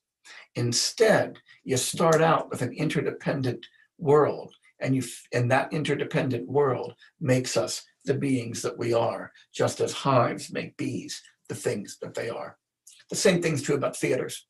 You don't sort of first invent Hamlet, then invent Julius Caesar, then invent Willy Loman, then invent a whole bunch of other characters and say, what are we going to do with all these characters we've invented? Oh, let's write plays to put them in. And then we'll build buildings to put those plays in. You start out with the theater as an institution. And the theater enables you to write plays, and plays enable you to create characters. And Willy Loman only exists as a character because of the institution of the theater. Again, in the same way that we exist as who we are, because of the context in which we figure. That's why I started with that metaphor of thinking of ourselves as characters, as roles or characters, not as actors. Human life, I just want to say, is exactly the same thing. We are complicated bees constituted by the hives that we enter, more like theatrical roles than autonomous individuals. And then important piece of that, I'll skate over this very quickly, is normativity. Our ability to function according to rules that we internalize. Some of those are rules of languages. Some of those are rules of legal rules, moral rules. But a lot of those are the norms of address that allow us to speak to one another. We saw a few moments ago that second personhood is absolutely essential to who we are. But second personhood requires that we can address one another, that I can talk to you right now as I am now, that you can talk to me, that you can talk to your friends. And address requires that you speak a language. And the language requires that you recognize rules for the use of terms. And rules require that you've got an entire set of institutions that constitute those rules. So if who you are as a first person depends on who you are as a second person, who you are as a second person depends upon a lot of third persons to make that second person relationship possible. Not going to talk about that because we don't have time, but I do want to talk about this. I've talked a little bit about being a little child. I want to talk now about being an adult.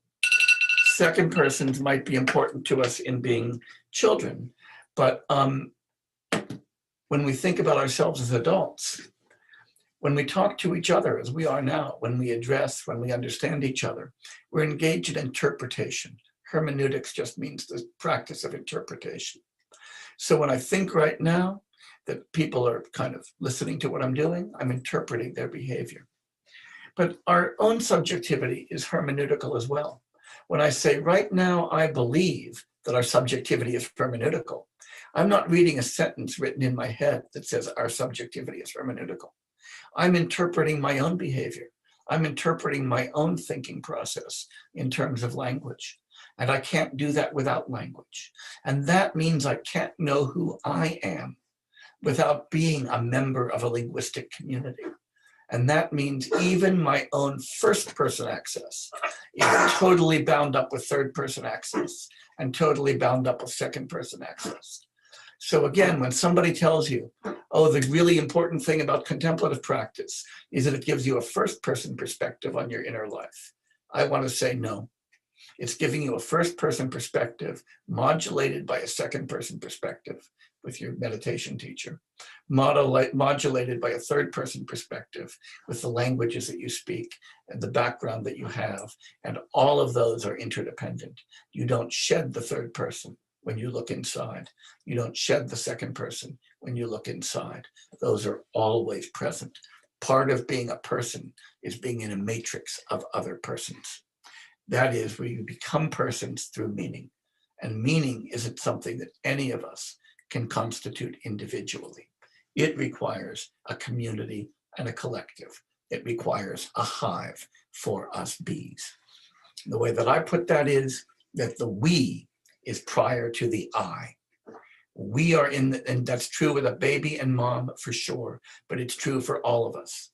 We collectively write the play, do the improv theater that gives us the roles that make us the persons that we are.